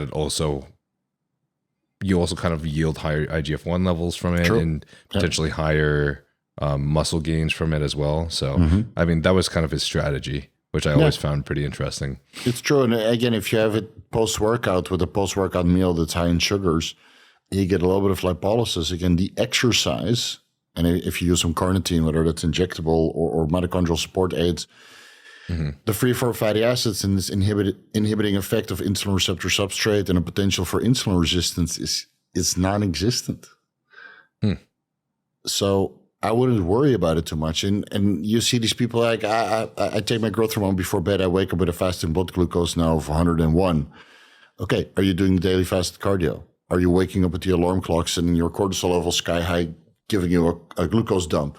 Right? Is your glucose just high because you woke up to the alarm clock? I mean, you get glycogenolysis from the liver, and this glucose is not from insulin resistance. It's just going from the 70 grams of glucose or glycogen that you have stored in the liver. So you really need to learn, or people need to learn how to interpret your blood work results. And I think if you live the lifestyle, a lot of these commonly reported side effects that you see in the scientific literature on healthy people that are not physically active like we are and don't take, a cocktail or a myriad of other performance enhancing drugs, I think it's nothing to worry about. And otherwise, your blood work will tell you, man, your blood glucose levels will be chronically elevated, not just one time. And your hemoglobin A1C will be atrocious, like 5.6, for example, or higher. And you'll see it in your lower back being super watery from all this glucose spillover. Yeah. Right. Yeah. And then you just get bloated in the stomach and skinny everywhere else because insulin resistance. So in these animal models, what they do, they give them a high fat, high fructose diet to make them insulin resistant. And they see if these appetite suppressants or mitochondrial support agents get them out of this state. What these results usually, or what these studies don't report, that after 4 to 6 to 8 weeks on this high fat, high fructose diet, where they are literally insulin resistant, they don't exercise and their skeletal muscle goes down by 30 to 50%. So then you have something like trevogrumab, right, that Mike Estradiol is promoting, or garetosmab, these monoclonal antibodies that put on copious amounts of muscle mass by inhibiting myostatin and activin. You see in these animal models where they're insulin resistant, and then suddenly these monoclonal antibodies put on muscle tissue on them, copious amounts of muscle tissue, which they already had before this high-fat diet. Now, do you identify as a rat on a high-fat, high-fructose diet that isn't allowed to exercise and then take these drugs? No, you exercise every day. You do your cardio every day. You get your steps in, right? That's also one of the new things. You walk in between sets like me and Wesley Vissers have been doing for ages. You're very active. So you can get away with a little bit more growth hormone. And otherwise, your body will tell you where you're just not growing. You're not getting any size. You're not recovering. You've got this chronic little problem in your triceps because they don't get the nutrients anymore. Right? Those are early signs of insulin resistance. And your blood work will tell you. I've coached hundreds of people on a high insulin, high growth hormone, and a good amount of steroids and good nutrition. I've never seen insulin resistance ever on athletes. Never, not even a sign. But they're on carnitine and they're on mitochondrial support aids. And it's usually the guys that take it not so serious and then eat, a good amount of saturated fat over the weekend. Right. In the form of a cheat meal. So I think for a guy like you, it's not really an issue, man. Do you think if they weren't on the carnitine and mitochondrial support aids, like this would be a different story? Could be. Yeah, it could be. Could be, but then again, the exercise and the cardio and the steps and the activity, the sheer activity would just keep you insulin sensitive. And again, during the off season, do you hammer carbohydrates like to the point you're in a chronic surplus all the time with saturated fats? No, right? You just eat enough to get by and to grow. So you're probably never in a glycogen saturated state where your GLUT4 translocation and your insulin sensitivity goes down.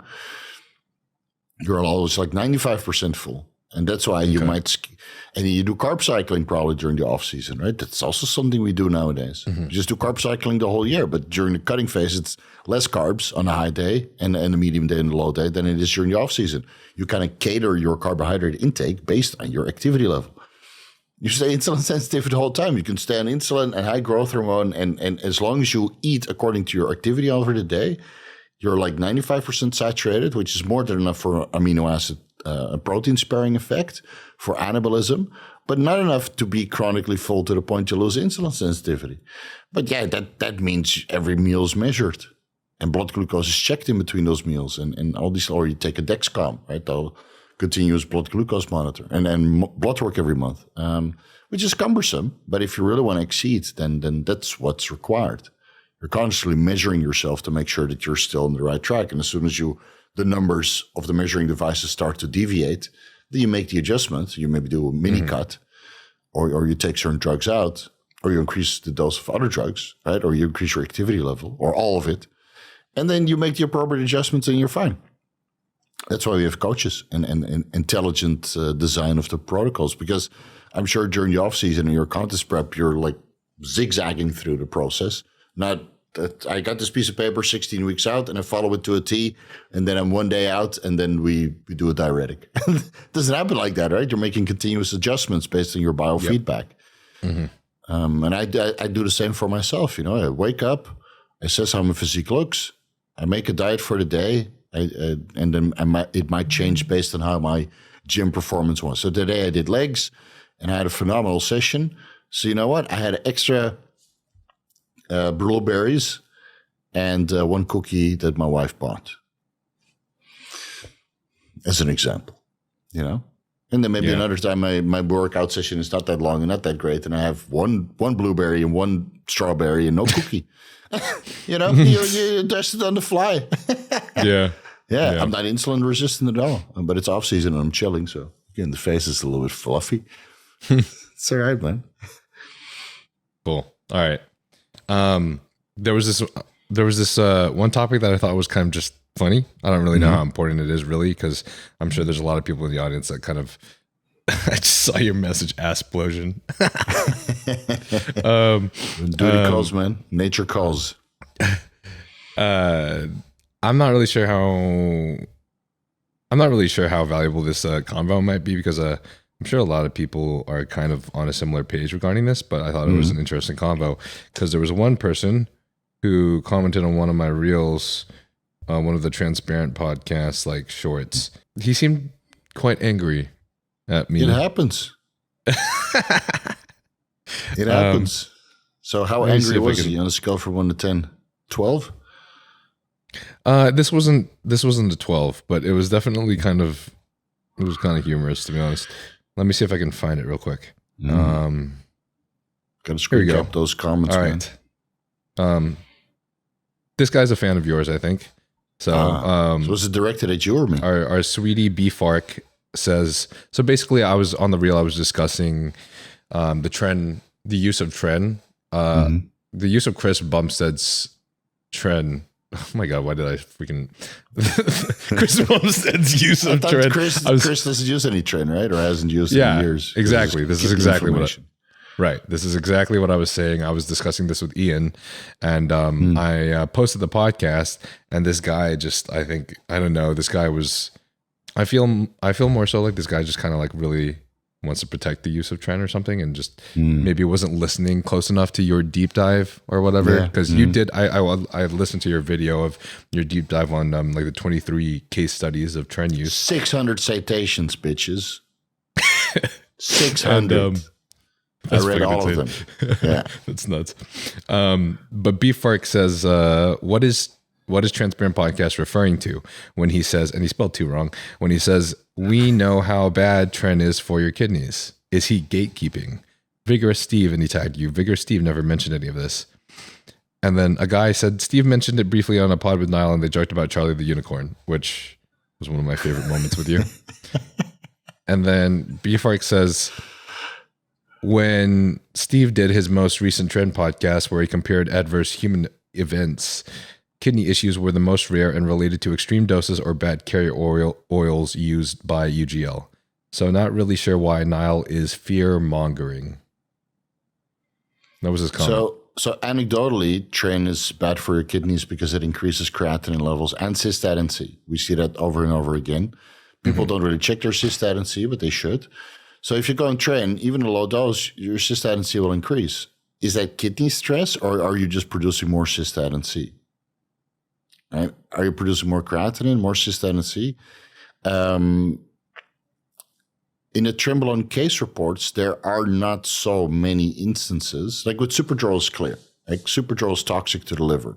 100% of the case reports, just like 20 of them, give or take, all liver stress. Now, were they only using Superdrol? No. They were drinking alcohol and they were doing this and that and, not taking their Tutka and NAC and vitamin E and taking care of themselves. And it's the same with the Tren. I just recently did another video about the Trenbolone case reports, which Dr. Lucas forgot. Anyway, 4 doctors from Italy. They made an index of all the case reports. Yeah, there were some instances of kidney stress, like full-blown rhabdomyolysis. But the rhabdomyolysis comes from skeletal muscle being broken down to the point that the kidneys can't filter it out. I think just anecdotally, people report more kidney stress because their body works harder. So when they don't hydrate properly, you literally see it in your urine. I saw it after going to the gym that your urine is just, it looks weird. You even on 25 milligrams per week, which of course everybody's joking, to me about, but that was what I calculated based on, the scientific evidence, animal models, extrapolating dubiously from the animal models where a certain dose of Trenbolone based on body weight was inhibiting the glucocorticoid receptors and gave you the best anabolic response for the least amount of androgenicity based on the prostate and the levator ani muscle in your pelvic floor, like at the base of your dick, basically. So I did some dubious extrapolation, like for 400 kilo, 110 kilo bodybuilder, 25 milligrams per week gives me the maximum effects and the least amount of side effects. So I took 25 milligrams per week, microdosed. Most people take that per day or twice a day. And then I still see changes in my urine color. You go to the bathroom after the gym and it just looks like full with metabolic waste products. It's like brown, tangy, iced tea kind of color. And I drink a fuckload of water, So there is something with Trenbolone that increases metabolic waste products, and whether that's cystatin C or creatinine, or increases inflammation in the kidney directly by oxidative stress, or again, the carrier oils, right? A lot of the Tren obviously is coming from underground labs, and even the parabolin produced by Negma Pharmaceuticals, Negma Laboratories, was produced in our Russia's oil, where a lot of people are allergic for, and that adds to the oxidative stress. It's a little bit of scientific evidence that Trenbolone increases inflammatory prostaglandins, which is another inflammatory pathway. It's just a very harsh compound. And part of that is just that your kidneys have to work harder. Now, can you mitigate that with astragalus root extract, hydration, antioxidants, SS31 and SLUPP332, which increase mitochondrial function, which are kidney protective. Again, based on animal models.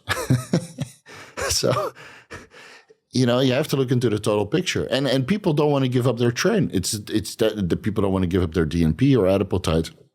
And that's fine, right? Everybody can take whatever drugs they want. I don't really care. I put the information out there for people to make smart decisions.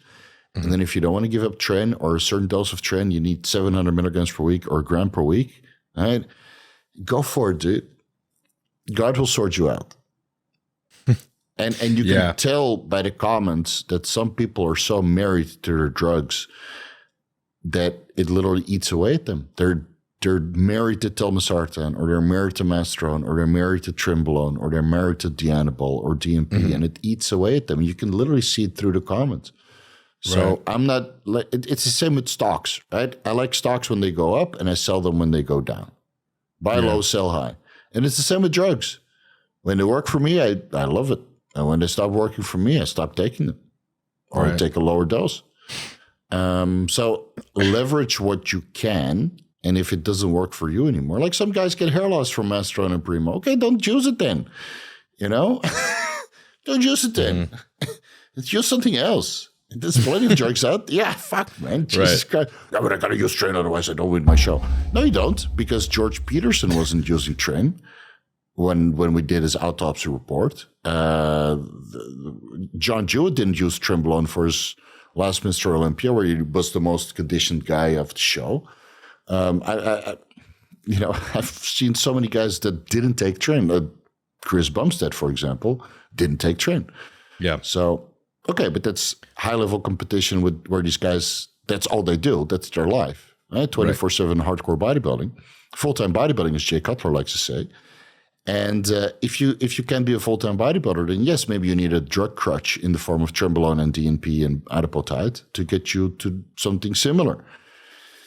So, again, I'm not married to any drugs, man. I just take the drugs that work. And if there's scientific evidence that shows that it's good for you, then I'm willing to take it. And then later on, maybe 10 years down the line, other scientific evidence comes to the forefront where it says that it's maybe not such good drug for you, or you make a different decision based on the new scientific evidence, then I'm free to change my mind, right?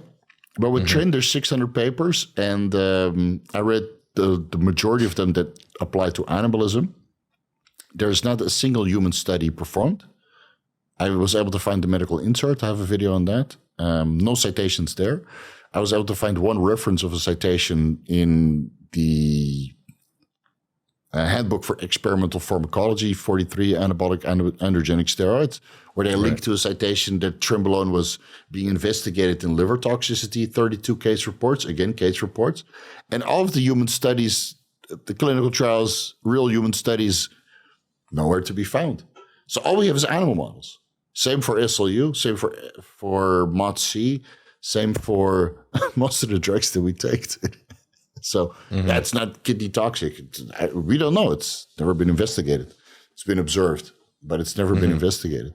And it's just, the funny thing is with Masteron and Primo, they say, it's not kidney toxic. Like Boldenone is kidney toxic. That's been investigated. Dianabol is kidney toxic. It's been investigated. But Primo is not kidney toxic. No. It just hasn't been investigated. Same for Tren, same for Masteron, same for most of these drugs. Yeah. So you make the best decision with the information that we have. And I don't think that steroids will ever be investigated to the extent that we want to, because it's just not sexy. It's not interesting. Why would you spend millions of dollars on a clinical trial for a drug that isn't even FDA approved anymore? Right. What's the point? You spend it on Trevogrumab. At least we can sell that. I think that's one of the fun things that I just thought would be fun to bring up this comment, because obviously there's a lot of people that will get lost in the comments and then have these crazy arguments and discussions with each other. And I think that's why it's kind of valuable to like bring these up so things don't get lost. But I think someone like this guy, for example, probably got lost. And when you were, one of the things I liked in the video that you were, promoting these case studies or discussing these studies, is that you said basically a similar version of what you said now, where it's like, Boldenone EQ has been shown to be deleterious to your kidneys in some sort of fashion. And you said that, well, here's the thing, right? Because it's been studied. And for Tren, we've seen this in a small amount of case reports. No, it hasn't been studied, but knowing how hazardous it is, if you're doing anything else that's adding on top that may be affecting your kidneys, you shouldn't be assuming that it's not going to affect your kidneys at all. Maybe it's not the Tren, maybe it's something else. Like, right, or maybe it's a combination of both, right? It's a combination of both, maybe. Like me and Dean are the only ones that talk about oxidative stress, basically, from all the educators. It seems to be poorly understood. Right? People like to take DNP, for some vitamin C will cure it. No. So me and Dean, we really understand oxidative stress, mitochondrial function, NAD plus pathways.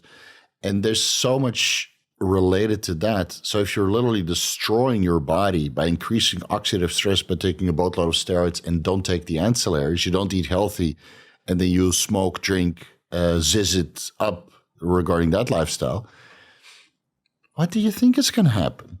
You're degrading your body just day by day. Literally, you're just putting it through the grinder, man, and you might look good for a while, and then after a while it stops working, so you take more drugs. Yeah. Right. Take more drugs to compensate, and it's the wrong kind of drugs, when in reality you just need to come down to baseline, throw in the towel, go on TRT, take some fucking glutathione, shut the fuck up, and just clean out. But it was definitely this drug that fucked me up. No, it was your choice not to do it smartly. And maybe Tren played a part in that. Could be. Or maybe not. But it's never been investigated. I think for 90% of the drugs that we take, the clinical evidence is simply not there. Unless it's ancillaries like telmisartan, Arimidex, Like a lot of people say that aromatase inhibitors are, bad for you, right? They're terrible. Yeah, if you're postmenopausal woman with breast cancer taking Arimidex or an Estradiol or some of them exemestane, if your estrogen is low and you cross it to 0, of course you're going to get side effects. But if you're a man and your estradiol is like 50, you bring it down to 40, it's harmless. Right. Or why not just choose aromasin over Arimidex? Yeah, you can choose that, but the side effects associated with the aromatase inhibitors are not the aromatase inhibitors itself. It's related to the estradiol level. So bone mineralization, is that low estrogen or is that the aromatase inhibitor? Cognitive impairment, is that low estradiol or the aromatase inhibitor? So if you use an aromatase inhibitor smartly, intelligently, to bring your estradiol in a range where your lipids are good, your libido is good, your cognitive capability is great, and you have a lot of empathy, but not to the point that you start crying all the time, right? You're in an ideal range. I think that you leverage it correctly. And all of these side effects that some of these guys extrapolate from the scientific evidence based on postmenopausal women with breast cancer crushing their estradiol to 0 by taking 1 milligram of Arimidex per day, maybe use your chat GPT a little bit more intelligent. So again, I understand there's a lot of information to sift through, and sometimes it's not really clear. But I think I've done a pretty okay job with the deep dives, explaining everything that you could possibly. Well, that's what Wesley Visser said, right? Right. Coming from me, that's what Wesley said on the previous podcast. I think I've done a pretty good job explaining everything that you need to know about a particular compound, drug interactions, synergies, things to avoid. And then if you have the patience and the intelligence and the perseverance to sit through a 1-hour deep dive, I don't think you'll ever make a mistake regarding that drug. But you need to sit as through long as they listen, and like and comment. Right. And like and comment. I think to conclude this little debate with this person or anyone that may potentially not fully comprehend this or think what this guy does, I think we're concluding the same thing, that what you're saying is, I think you and I can come to the conclusion that, like Chris Bumstead in this scenario, like what we were discussing, should not have used Tren because he had his issues with his kidney hindering autoimmune disease. Yeah, he's preventative. He's smart. Right, exactly. And he's still winning everything. So why would he take Tren when he's already winning everything without it? Tren is not necessary to win. Conditioning, posing, and you can get there through 1,000 different routes. And Hani that he was working with, and Ian before that, they're wizards, man. They know what they're doing. Yeah. Ian just didn't want to focus on Chris anymore because he wanted to focus on his own career, which is a fair... Dude, if you're both doing the Olympia, let Ian focus on his own show. And okay, you go with the best guy, the next best guy, that's Hani. And then Hani threw in the towel. So fuck this, I'm done. But yeah, you don't need Tren, man. You don't need any of these drugs. You need a good coach and somebody who understands you from an emotional perspective when it gets tough, because it's tough to show up like that. It's not easy, man. I can't do it. I can get down to 7% and then I lose my fucking mind, man. No, it's true. Me too. It's true. Me too. Yeah. And then I get on Halo testing and I feel a little bit better. See? So you found out what works for you. There you go. Exactly. Halo all the way. All right, let's jump to this Q&A real quick. Yep. I actually meant to jump to it sooner because you have a crap ton of questions, per usual. Holy shit, there's a lot. Yeah. Oh, man. I'm so sorry. Did you pre-select them? No, I did not. I never You're do. doing a rapid fire then? Like I do with the let's Vigorous rapid Q&A? Let's do it. Let's do it. I'm sorry, guys. I'm Were any really super terrible. chats in there? Because super chats get more of my time. If it's $10, you get more time than a $5 super chat. Fuck, man. Damn. Just ask one and then you can pre-select as I answer. Okay. Scarter Fitness asks, is Thailand still a good place to live? Retire? yes. Question mark. Yes. Yes. So I've been all over Asia, besides Philippines. Haven't been there yet. Besides Philippines? Yeah. That's crazy. And you were telling me to go to the Philippines earlier. I know, but it's your heritage, dude. So you should go there and speak your own language. And do you speak any Philippines? You should go there and speak your own language. Hey, man. I Boy speak guy is Dutch. super sick, I go to though. Holland once in a while. So, no, I haven't been to the Philippines, but I've been to China. I've been to Mongolia, Macau. It's also China. I've been to Taiwan, also China. Hong Kong, also China. I've been to Tibet. It's not China. I've been to Bhutan. I've been to Myanmar, the border towns. Thailand, Laos, Vietnam, Cambodia, Malaysia, Singapore, and Indonesia. That's Asia. And then I've been to Dubai and Kuwait. I've been to United States and let's say everything in Europe. And from all of the places that I visited, I would say Thailand is the best place to live. All things considering. Is it perfect? Absolutely not. Is traffic atrocious? 100%. If I could get Las Vegas with the comfortability of Thailand, that would be perfect. But I haven't found it yet. People are super friendly. It's easy to get stuff done. Do you have bureaucracy with your visa? Sure, but you're a foreigner. What do you expect? The bureaucracy is going to be everywhere. Try immigrating to the US or Europe. Aaron is still trying. He's been there for over 6 months. He's still trying to immigrate.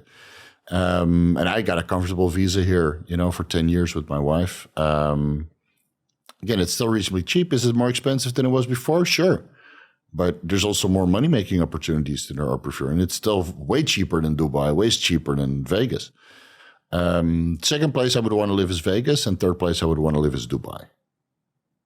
But Thailand is my home, and I fucking love it here, man. I love it here. That's awesome. First place you want to live in Vegas? Yeah, second place. After Thailand. Yeah, after Thailand. Oh, after Thailand. Yeah. After Thailand. Vegas. Yeah, I love Vegas. Been there 3-4 times now. Dubai 4 times. And I just love it there, man. People are so nice. They're coming from all over America, and it's got everything I want. And great gyms, great malls, cinemas, great restaurants.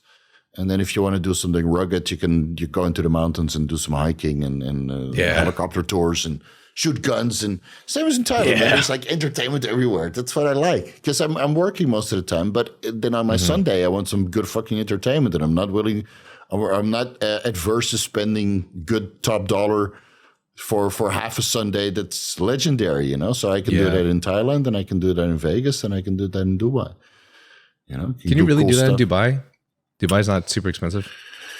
I mean, it's more expensive than Thailand, but if you want to do dune buggy, over the weekend, sure, you can go to a beach club. Or you can go to the Ferris wheel, or you can eat at the Atmosphere in the Burj Khalifa on the 136th floor, or go to that. There's a lot of rugged shit to do there. Apparently they got some good nightclubs, but I've never been. And of course, the gym culture there is great. Plenty of hardcore bodybuilding gyms, steroids everywhere, allegedly. And you go to the Dubai Muscle Show, some conventions there, and I like Dubai. Yeah, it will be third place to live. Cool. Hong Kong is great, 2 days, 3 days. Macau is great, 3 days, 4 days. Right, every place is like a certain amount of days that you want to go there. But Thailand, I can easily stay 3 months and drive around and do cool stuff. And I love it here. Yeah, it's crazy, but I love it. Well, Vegas is the best place because then we can hang out more. Yeah, I know. I know. It's just with a baby on the way and 7 cats, it's difficult to.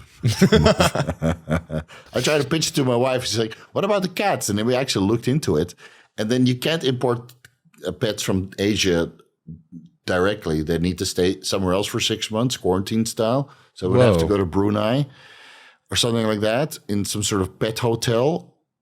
And then, dude, like now, immigrating to the US is kind of tough. Damn.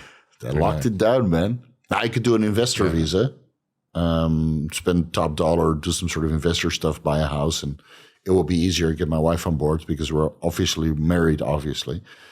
So with money, you could make it happen. But then when I look at the money and then the taxes that I would have to pay, I'm like, you know what? Yeah. I'll just go there on a holiday, spend $1,000 per day having fun, and then go back. But not this year. I'm probably not coming because I have a kid that I want to spend time with. Bro, that's insane to quarantine with your cats for 6 months. Like what? What? Yeah. I don't understand. I know. I didn't understand either. But like, yeah, you get cats and you get 7 of them because I'm a cat daddy, obviously. So that they have the youngest one is like 1.5 years old. So that means another 15 years, give or take. And I got a baby on the way, so that's another 18 years they could move, and then I'm 60. Would I want to go to Vegas? I'd just go there on holiday. Go to Vegas, go to Florida, do the Disneyland, do Universal, maybe do some podcasts, like last time, do a little tour of the US. And then fly home, comfortable Thailand to a super cheap house that's super, super big. Because everything is so affordable here. So, that's the way. Your money goes a lot further here than anywhere else in the world. Yeah. All my friends were telling me that their favorite place is Thailand for sure to vacation. Yeah. Crazy things. It's even greater lots of amazing massages. Oh, yeah. Yeah. For all kinds of levels. Yeah. They use their mouth. Yeah. Yeah. Oh, yeah. Not only that. I know a place. Abraham Conquiso asks, HGH timing with insulin post-workout or before bed time? All right, next. First thing in the morning. That's boring. Ask on the Q&A.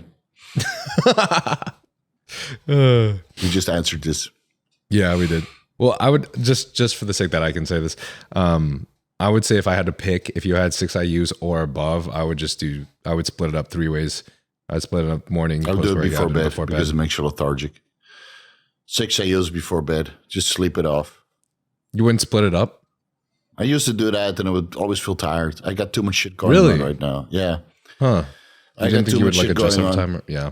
Okay. If I take a normal acting insulin or a normal acting growth hormone, I just take it all before bed. 6 IU sub-Q, hour or 2 before bed, and then I sleep and drool, and then the full Monty of like comatose. Yeah. And then you wake up, you're like, you take your coffee, you're ready to roll. But before I would take like 2 IUs pre-cardio and maybe get a little bit of fat loss, and then 2 IUs before the workout, and then 2 IUs sprinkled in somewhere else, and then the whole day I'm like, I'm trying to keep your eyes open, and then you look at the modafinil or the bemetil or the mildronate or the or the bromantane, and you're constantly trying to slam stimulants. Mm-hmm. Not anymore, man. Well, I got too much shit going on. I'll take the anabolism at night.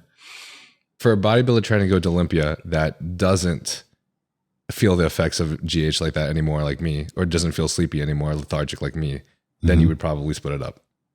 I'm assuming. I'd still take it before bed. Really? Yeah. I've tried it all ways, and before bed is just the most convenient. Gotcha. Okay. And dude, you're a businessman too. You have a podcast, you have social media to run, you got a girlfriend. Why make yourself sleepy when you can get the same results if you take it before bed? I don't feel lethargic anymore on it. Like it's at the point where I don't feel it at all, to be honest. The only thing I feel is the numbing of my. Running? What kind of GH are you running? Somatropin. Yeah. It's nice try. Oh, what are you going to say now?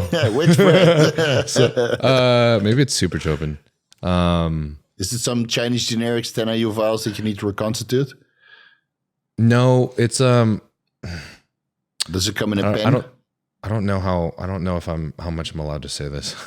Okay. Never mind. Tell me off air. I get it. Okay. I get it. Keep your resources safe. Rule number 1.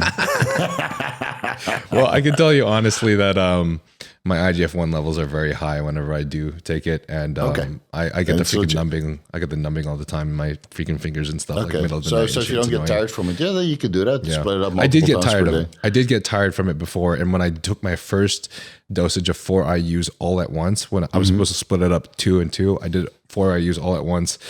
I was just doing something stupid. I was going on a flight. I was like, damn, I need to just take it all at once. So I took it in the morning before I used. I wanted to freaking die, bro. I felt absolutely miserable. Like there was just no happiness with being awake. So I think I'm just at the point where the lethargy is adapted. You drop off your bags, you sneak to the bathroom, you pin it, and then you got about 30 minutes to get through customs. And then by the time you hit the gate, you're like, oh, I'm fucking gone. Yeah, I love GH, man. It puts you to sleep. Oh, man, so good. Crazy dreams, too. Bobby Mofo Show asks, is 1 cigar a day safe? Is 1 cigar a day safe? No, it's too much. So a cigar is a luxury, right? So it's same as alcohol. It's a luxury that we shouldn't really do because cigars, there's a lot of oxidative stress, increase your inflammatory markers, and alcohol basically inhibits protein synthesis. So here's what you do. You find an event, a birthday, a wedding, a funeral, or whatever, right? You have a couple of those events per year or holidays. And then you have expensive cigars and expensive whiskey or expensive wine. So you don't drink too much because you're like, fuck, $50 a glass. But it's so good. So you have 2 glasses. You know, instead of spending $100 on 20,000 beers, you spend $100 on 2 glasses of scotch, and it's really good. And you savor that, you know, a little bit of ice, but not too much that it's too diluted. Or you drink it neat, you know, and you put a load of water in there to get the fumes and stuff. You turn yourself into a snob. You get a nice fucking thick fucking $40 cigar, right? Maduro wrapped, Padron limited edition, or some sort of Cohiba, if you can have access to it in the US, probably not, but some Cuban cigar that's very fancy. So you have your 1 or 2 glasses of whiskey and your fancy cigar, and you savor that fucking moment because that's not going to come for another 2 or 3 months. And the problem is when you get really financially secure, you can do that instead of every 3 months, you do that every month. And then it's a little bit too often. But every day, no. So I smoked a cigar one time, and then I did blood work the next day, and then my inflammatory markers were like quite elevated. Why is my serine protein so high? I'm like, fuck. Yeah, because I smoked like, you know, one of those cigars that you could beat somebody to death with, you know, big one, a fat one that takes like 1.5 hours to finish. Yeah, so you're literally inducing oxidative stress for 1.5 hours, and increasing your inflammatory markers for 1.5 hours. So, right? Awesome. So you're literally you're burning the candle from 2 angles. So you better make sure that it's a nice cigar, that it's really savory, really tasty, and really enhances the flavor of your whiskey and vice versa, or wine or vodka, whatever you like to pair with it. Like Beluga Gold, that's some good fucking vodka, but it'll set you back $30 a glass. Yeah. So can't wait to retire. This is So if you do it not so often, and when you do it, make it memorable. Really, this is how I got over my vices. So instead of drinking beer every weekend or cheap vodka, or cheap whiskeys because you want to get hammered, no, you just get the most expensive stuff that you really taste, and then you savor that moment. You enjoy yourself, and it's for an occasion. And you sit there and you dress up too. You go to a nice cigar lounge. You take some pictures. You flash it off on Instagram. Freaking having a good time. And then you're done for the next couple of weeks, okay? Not every day. Not every day. Or be like me and just when you retire, replace your trend with scotch and cigars. There you go. And even then, it's funny. If you go on a high dose Retatrutide, you don't want any of that. Oh, really? All these guys are overcoming their addiction and their vices by just going on like 5 milligrams of Retatrutide. 5 milligrams. 5 grams. Yeah, they don't want to drink. They don't want to smoke weed. They don't want to do anything. They just that's insane. Yeah, it helps you overcome addictions like that or vices. It's quite strong.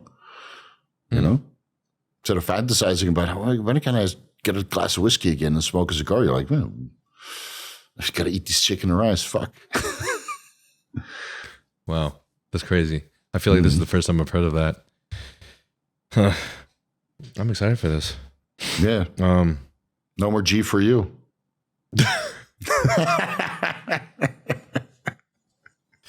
It's a replacement. Yeah, it's a replacement. Yeah, I go with the G for the R.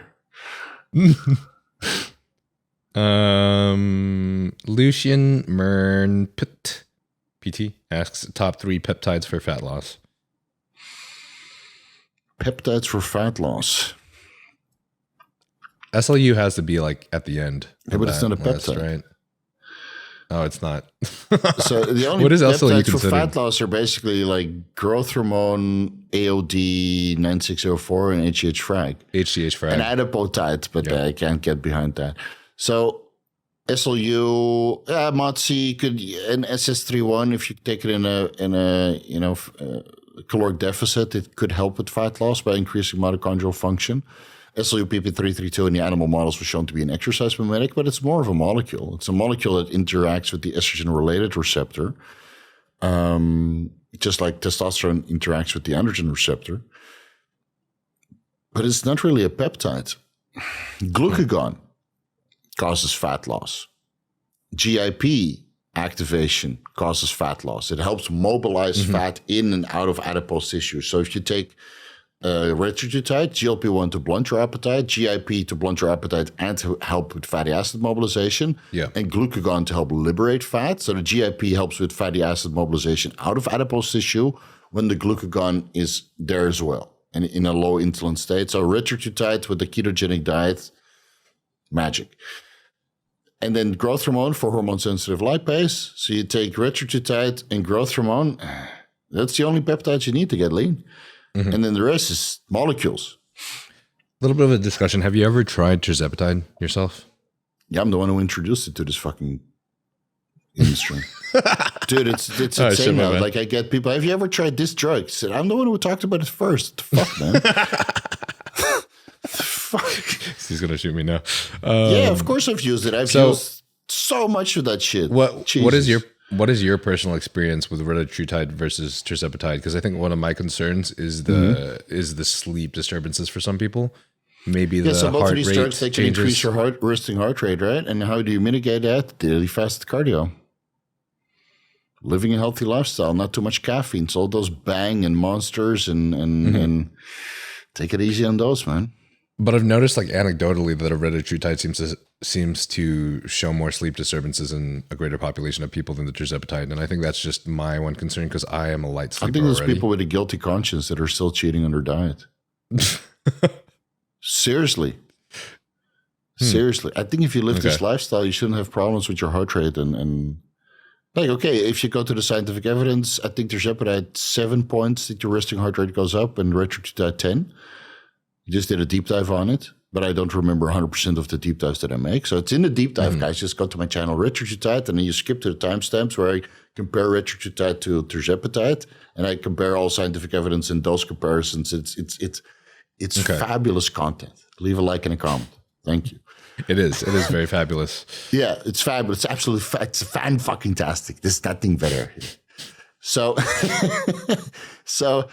Tirzepatide, yes, it can increase your resting heart rate, right? And same with Retatrutide can increase your resting heart rate. But I think if you live the lifestyle and you eat healthy and you go to the gym, you do cardio, and you have a productive day, it shouldn't interfere with your sleep quality. I don't understand how I can't sleep. So, well, instead of taking the coffee at 8 o'clock at night, maybe you don't have it after 4, right? Look into the total picture. Okay. I think that's a really good point to make.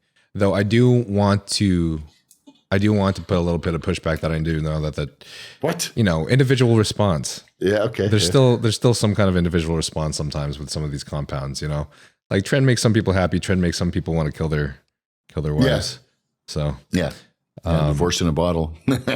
But you put a good point with the heart rate. I think so. If you notice that and you're doing everything you think you're doing right, then switch to another compound. Liraglutide, dulaglutide, semaglutide, Tirzepatide, Retatrutide, and then mazdutide and zervidutide. 2 other ones that are being developed, and then bioglutide is also being developed. And otherwise, there's cagrilinotide. It's an amylin receptor agonist that also blunts your appetite. And then there's tesofensine, or melanotan 2, or bolus dose growth hormone, or phentermine. Remember that? Subitramine. Remember that? SSRIs. They all blunt your appetite through different pathways. So if you don't have a good response with one, it doesn't mean you don't have the similar response with the other one. Like milligram for milligram, anecdotally, Tirzepatide blunts appetite more than Retatrutide. So if you take 3 milligrams Tirzepatide, 1 milligram Monday, Wednesday, Friday, you get a better appetite suppressing effect than Retatrutide for the same exact dose. But at that same dose of Retatrutide, you might get more fat loss through the more potent glucagon receptor agonism that Tirzepatide doesn't have.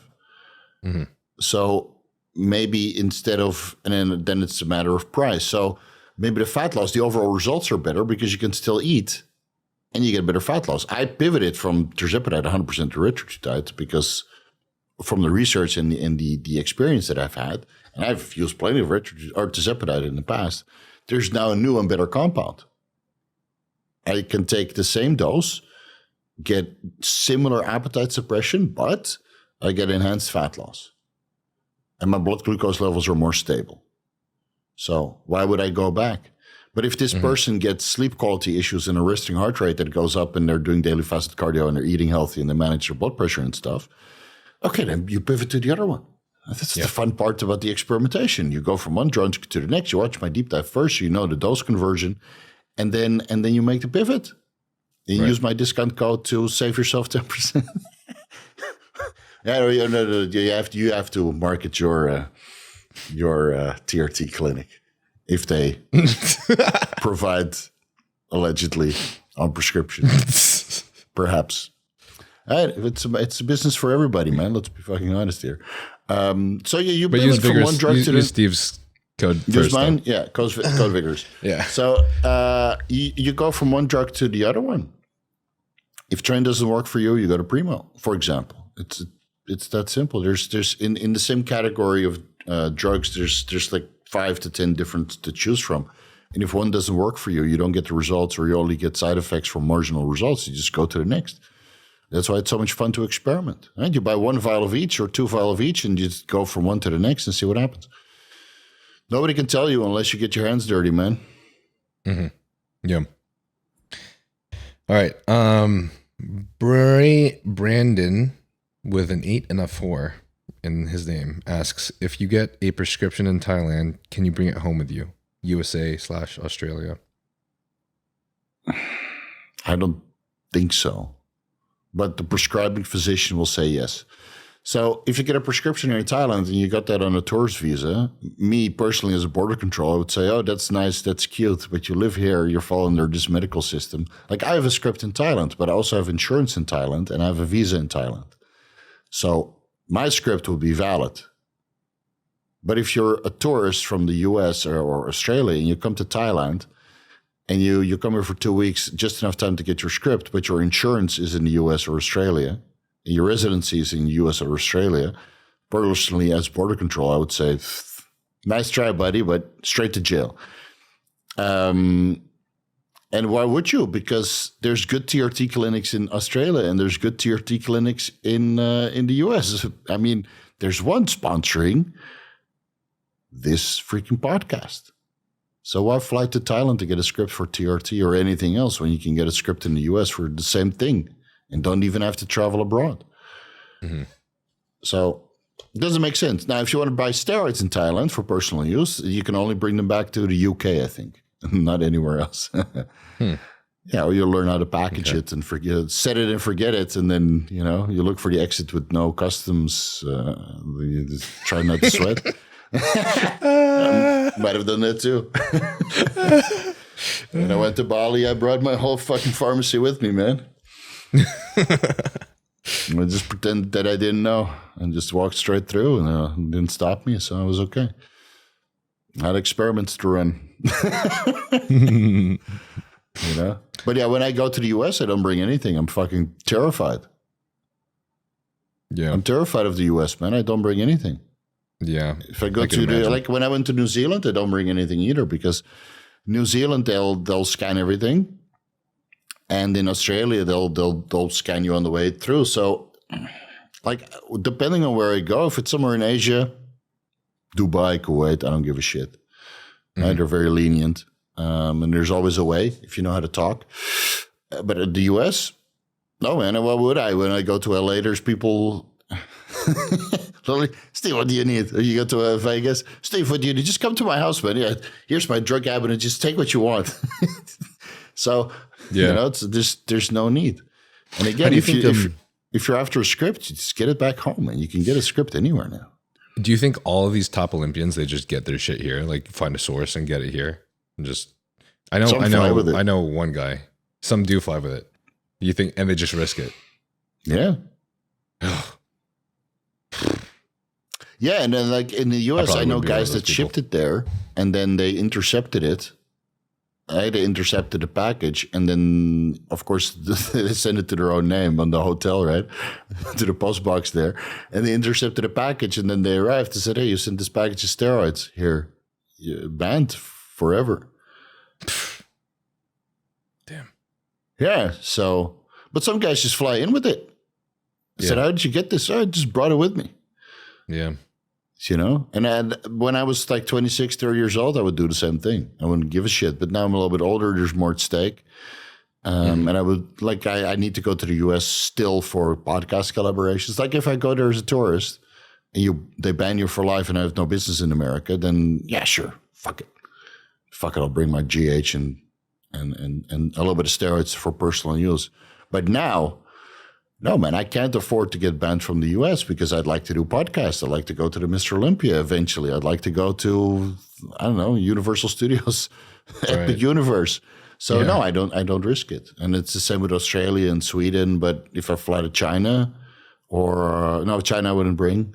But anywhere in Southeast Asia and Europe, Holland many times, man, I just bring what I need. Fuck it. It's my country. Mm-hmm. I know a lawyer there, and it's you know, but I hope nobody of customs is going to profile me the next time I go there. It's country dependent, but a script in Thailand is only valid if you live here. And even I have a script for testosterone, and I just didn't even bother bringing it to the US. I just don't want to sit there in customs. So what is this? And then the time zone difference, I have to call and verify, and you sit there for hours. Just don't have time for it, man. Want to go to the hotel. All right. Galaxis 101 asks, what did you do to reverse your LVH growth? LVH. I came off cycling. I did a lot of cardio. Yeah. And then when I came back and I kept doing the cardio, I came back on cycle, then the LVH came back. But it's just training, man. Training on steroids just makes your heart grow. And I control my blood pressure. I use Nebivolol every off season. Like it's a beta blocker to slow your heart rate, to prevent negative cardiac remodeling. And then you're like borderline LVH. So you have a slightly enlarged heart, and the LVH is like 1 millimeter into the cutoff zone. So instead of 11 millimeters, it's 12 or something like that. Can't remember. And then so I do a cardiac ultrasound every 6 months, give or take, like at the end of a cycle, and then at the end of like a medium or cruise protocol. And it just shrinks and comes back, shrinks and comes back, shrinks and comes back. So I'm not really worried. Again, I do my daily fasted cardio. I've been doing that religiously. I'm pretty fit from a cardiovascular perspective. I'm not too big anymore. I'm 230 pounds. It's not crazy. And even when I was 265 pounds a couple months ago, 6 months ago, when I was at the end of the off season, I would still do daily fasted cardio. Right. And that's when I did my, my cardiac ultrasound, and then I hit like 1 millimeter off. But there's no what is it called? The valves are closing normally. There's no terrible regurgitation. The left ventricular ejection fraction was 68, 70%. Very good for my age and my level of abuse, basically. I never had a terrible ejection fraction, never had terrible regurgitation, trivial, they say, in the atrium, something like that. I don't have any problems with my aorta. I don't have any CAC score over 0, right? So again, it's the total picture. And I do this stuff frequently. And the first sign of trouble, I just abort and, take a step back and make sure that I get healthy again. Mm-hmm. And then the bug bites again and you get a little bit excited and drugs go up. Yeah.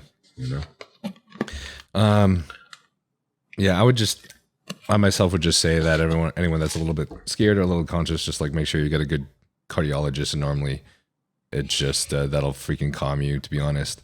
Like I just got a cardiologist and I got an echocardiogram and everything. Bro's like, dude, your thing is like 12 millimeters or something, maybe 13. Yeah, He's it's like, borderline. He's like, it's literally nothing to worry about. I'd be like, well, can I like jump on the stand? Like I'm worried my ApoB is really high.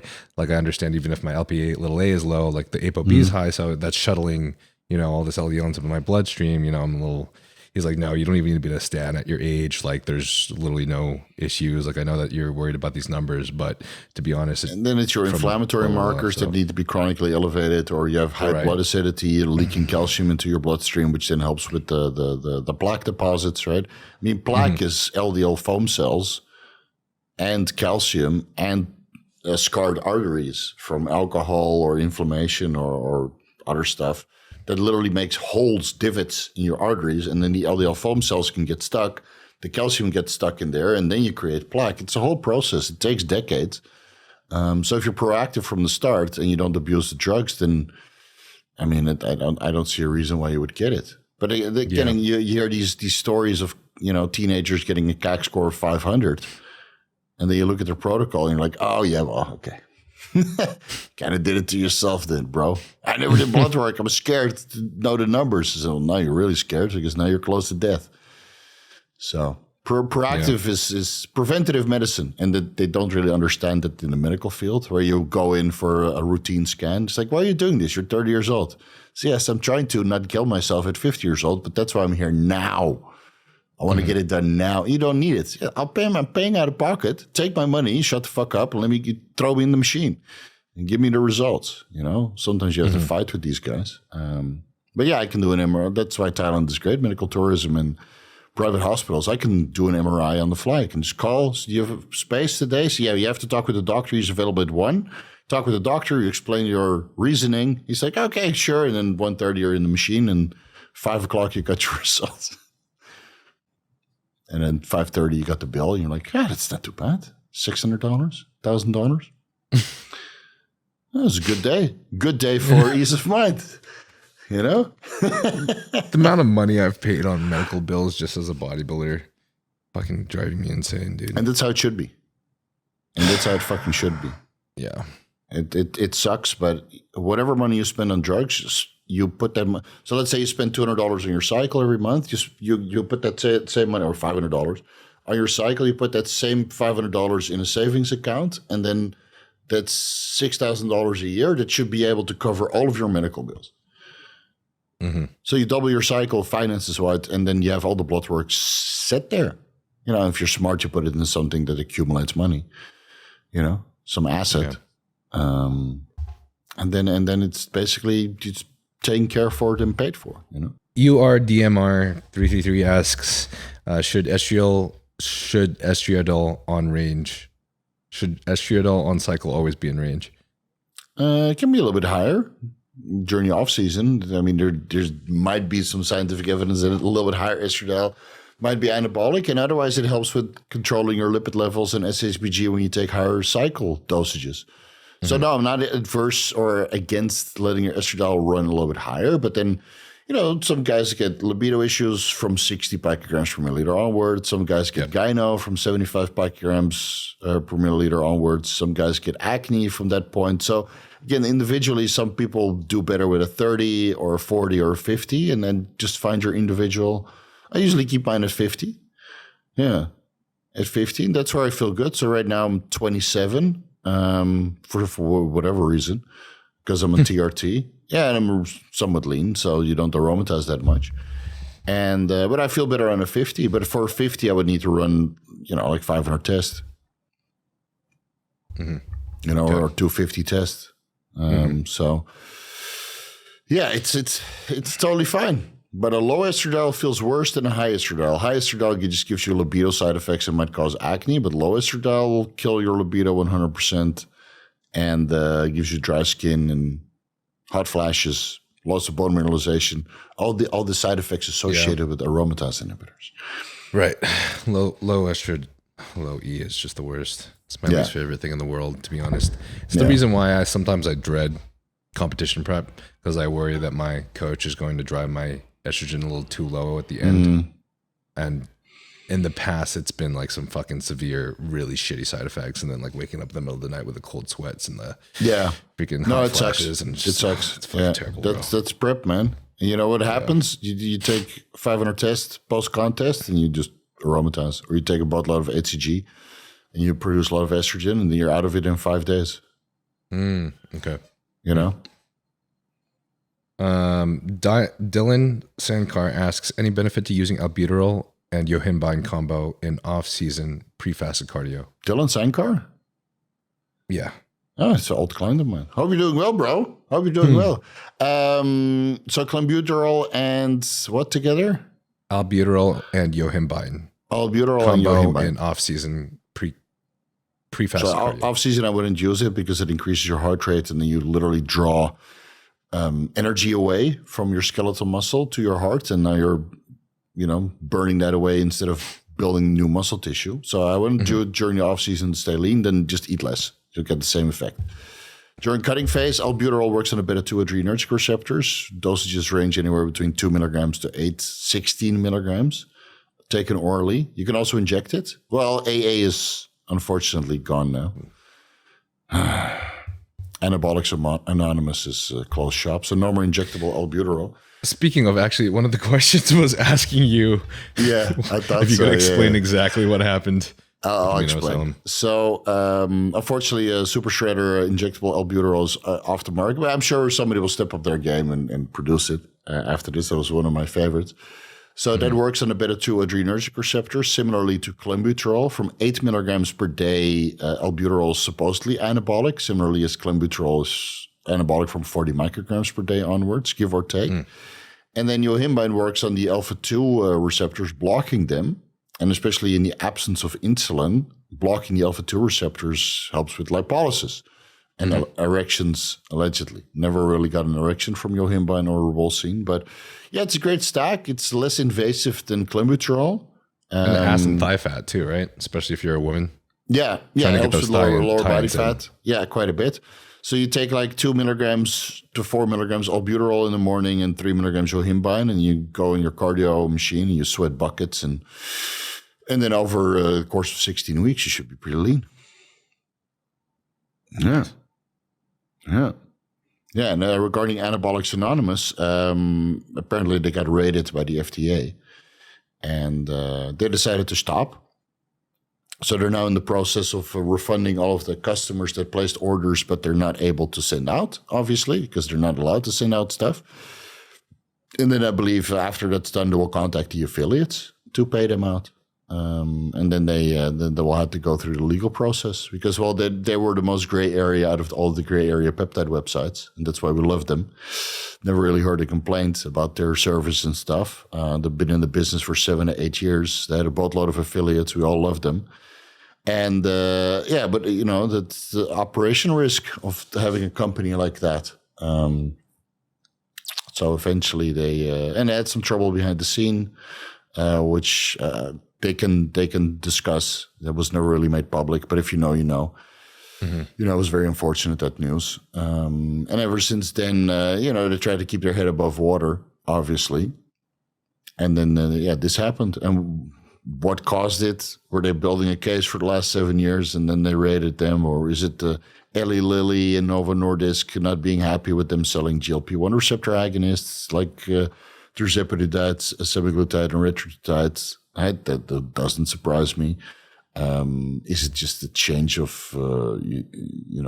RFK trying to, I don't know, RFK Jr., this is a little bit too gray area for me, even for me. He loves his methylene blue, but this a bit too much. You don't really know. I'm sure we'll hear later on. I just hope that those guys can get away with a slap on the wrist and continue with their donation work for the homeless dogs that they've been doing, because that just by doing that they're already saints. And have some disposable income afterwards, you know. Mm-hmm. So, but yeah, I don't think they will be back. I sent them a couple messages, haven't heard from them, and I just wish them the best of luck. And you know, if they can pay out the affiliates, great. If they can't, so be it. Use it for the lawyer fees, whatever money that they need to expense. Because I made more than enough money with those guys over the last couple of years. I think I've been with them for 4 years, and then suddenly they got raided. So that's just the operational costs of being a little bit beyond what is considered, within the law. That's why it's gray area, man. You gotta make it airtight. And will that mean that all the other gray area peptide websites get shut down? I'm not sure. It depends on their product list. If they continue to sell products that are heavy being lobbied for, that they don't want those being sold. So if Eli Lilly and Novo Nordisk are behind it, as an example, then it would be best to take all the GLP-1 receptor agonists off the product list. And that means a lot of people are going to go get hungry. And there'll be less conditioned people at the shows, because I never use a GLP-1 receptor agonist. Sure you don't. How did he get so shredded this year? He finally put it together this year. There's so many people, bro. It's insane. It's so insane. Yeah, it's insane. So, but a lot, at least in Classic Physique, they're more forthcoming than in Open. I found in Classic, they're like, because I get DMs all the time, right? And then I was at the Mr. Olympia last year, and all these guys from Classic, they're like, "Hey, dude, this content is gold. I've been using Retatrutide this year, and it's fucking amazing." And me and Chase are laughing our asses off, you know? Yeah, bro. Because we're like the poster boy. I mean, we call Chase like the Reddit daddy, because he's been on Retatrutide for like a year straight or something like that. And, damn, he doesn't like various dosages. How high? Yeah. I was about to say, how high did he have to? Did he have to cycle it, or how high did he have to like go half with a the dosage? milligram 3 times a week to like 5 milligrams per week, somewhere in that range, or 6 milligrams. And he was able to just run it straight through, or did he? Do you remember just cycles up and down. Okay, cycle up and down. Yeah, he seems to be pretty adverse to side effects, so you can run like 10 grams of gear and walk away happy. Oh fuck, man, I'd be raging. Yeah. This guy's so chill. I wish that genetics, whatever he's taking, I gotta take too, so it can be chill like Chase Arndt. So yeah, with Anabolic Synonymous, I always say salute for your contributions to the fitness space, because everybody and their mother were on their products. Their injectable pre-workouts were fucking legendary. I've had the best workouts on Stampede, and so once you see each chest, and your chest literally swells. It's you have like 2 boobies, and you come home all sweaty and shit, and I get my wife, and it's just Barry. It's like, what the fuck happened to your chest? So I took some Stampede, baby. Yeah, I have a little bit of Super Shredder left, so I saved that for chest day. But I have no more Stampede, so I really hope that somebody steps up their game for that product with injectable adenosine monophosphate and adenosine triphosphate, because those pumps were. Over-the-counter pre-workouts are great. Citrulline malate and beta-alanine and creatine. It's cute. Beetroot extract. It's cute. It's fucking cute, but there's nothing like injectable Stampede, man. Holy dog shit. Especially in smaller muscle groups. Double D's in 2 working sets. Yeah, so those guys were great. So I hope they can keep afloat somehow and go through all their legal battles that they have to face. And then, I don't know, right after the sunset to come to Thailand for a nice long holiday, or Bali or wherever, because they deserve it, man. Yeah. Yeah. Well, there's so many other questions. So maybe hopefully we can get on another one some point soon. Anytime, dude. I'm always available. I am your VIP guest now. So if it's a 4th and a 5th time, anytime. And otherwise, there's the fucking Vigorous Q&A where I answer these questions all the time. So just tune in on Saturday if I'm there. But it's daddy time soon, so yeah, I might take. That's gonna be crazy, bro. That's gonna be crazy. I'm so excited, man. I'm so excited. This is the last thing I wanted in my life, right? And so no, seriously, I think I accomplished everything I wanted to accomplish by age 40. A certain amount of financial security, a certain amount of respect and recognition in the fitness industry, and I wanted to see the world, which I did. So, and then this is kind of like the last thing. I want a bigger house. But we're slowly designing that now, so that will take another 2 or 3 years before that's done. So this was like a new chapter for me, being a dad. Can happen any second now. Let me double check if my wife's water didn't break. She'll probably send me. I know you're in the podcast, so there's no news. So nothing today, but yeah, it could happen any day now. Bitcoin is going up, so we're winning. This is the only time. So last thing. I would never expect that the imminent of war between the US and Iran would lead to a stock exchange explosion on Monday. Yeah. And as bad as it is, I'm profiting from it. So yeah, that's basically the last chapter, and then it means less content, unfortunately, because I want to spend time with my kids. I want to do it right. Yeah, my childhood was a little bit. That's why I'm so weird. So I want to do it properly from the beginning and be very, very present. Yeah, that's my plan. I feel the exact same way too. So yeah. Well, thanks for coming on, man. I see good things in your future, man. You've landed you stole one away from Caucasians. So better make it fucking work, otherwise we can get you. Fucking Chinese guy. This fucking guy. Is that even from China? BBAC guy. Yeah. I saw that post that you made on Instagram. I was laughing so hard. Fuck, man. This is people now. Be happy. I'm very happy for you. It looks you make a killer fucking team, dude. It's awesome. Thank you, man. Thank you. And it's rare too. Let's be honest, it's rare in this day and age to be a killer team. So good on you, man. Yeah, I'm looking forward to the wedding invitation. No for pressure. Sure. No for pressure. Sure. All right. Cool, man. Thanks for coming on, bro. Everybody, I guess you guys already know where to find him. Vigorous Steve. Easy to YouTube, find. Instagram, all the best. So, yeah, I'll catch you again soon, bro. Keep me updated with how everything goes. Yeah, will do. I'll keep you guys posted. Talk soon, bro. Take care. Later, dude.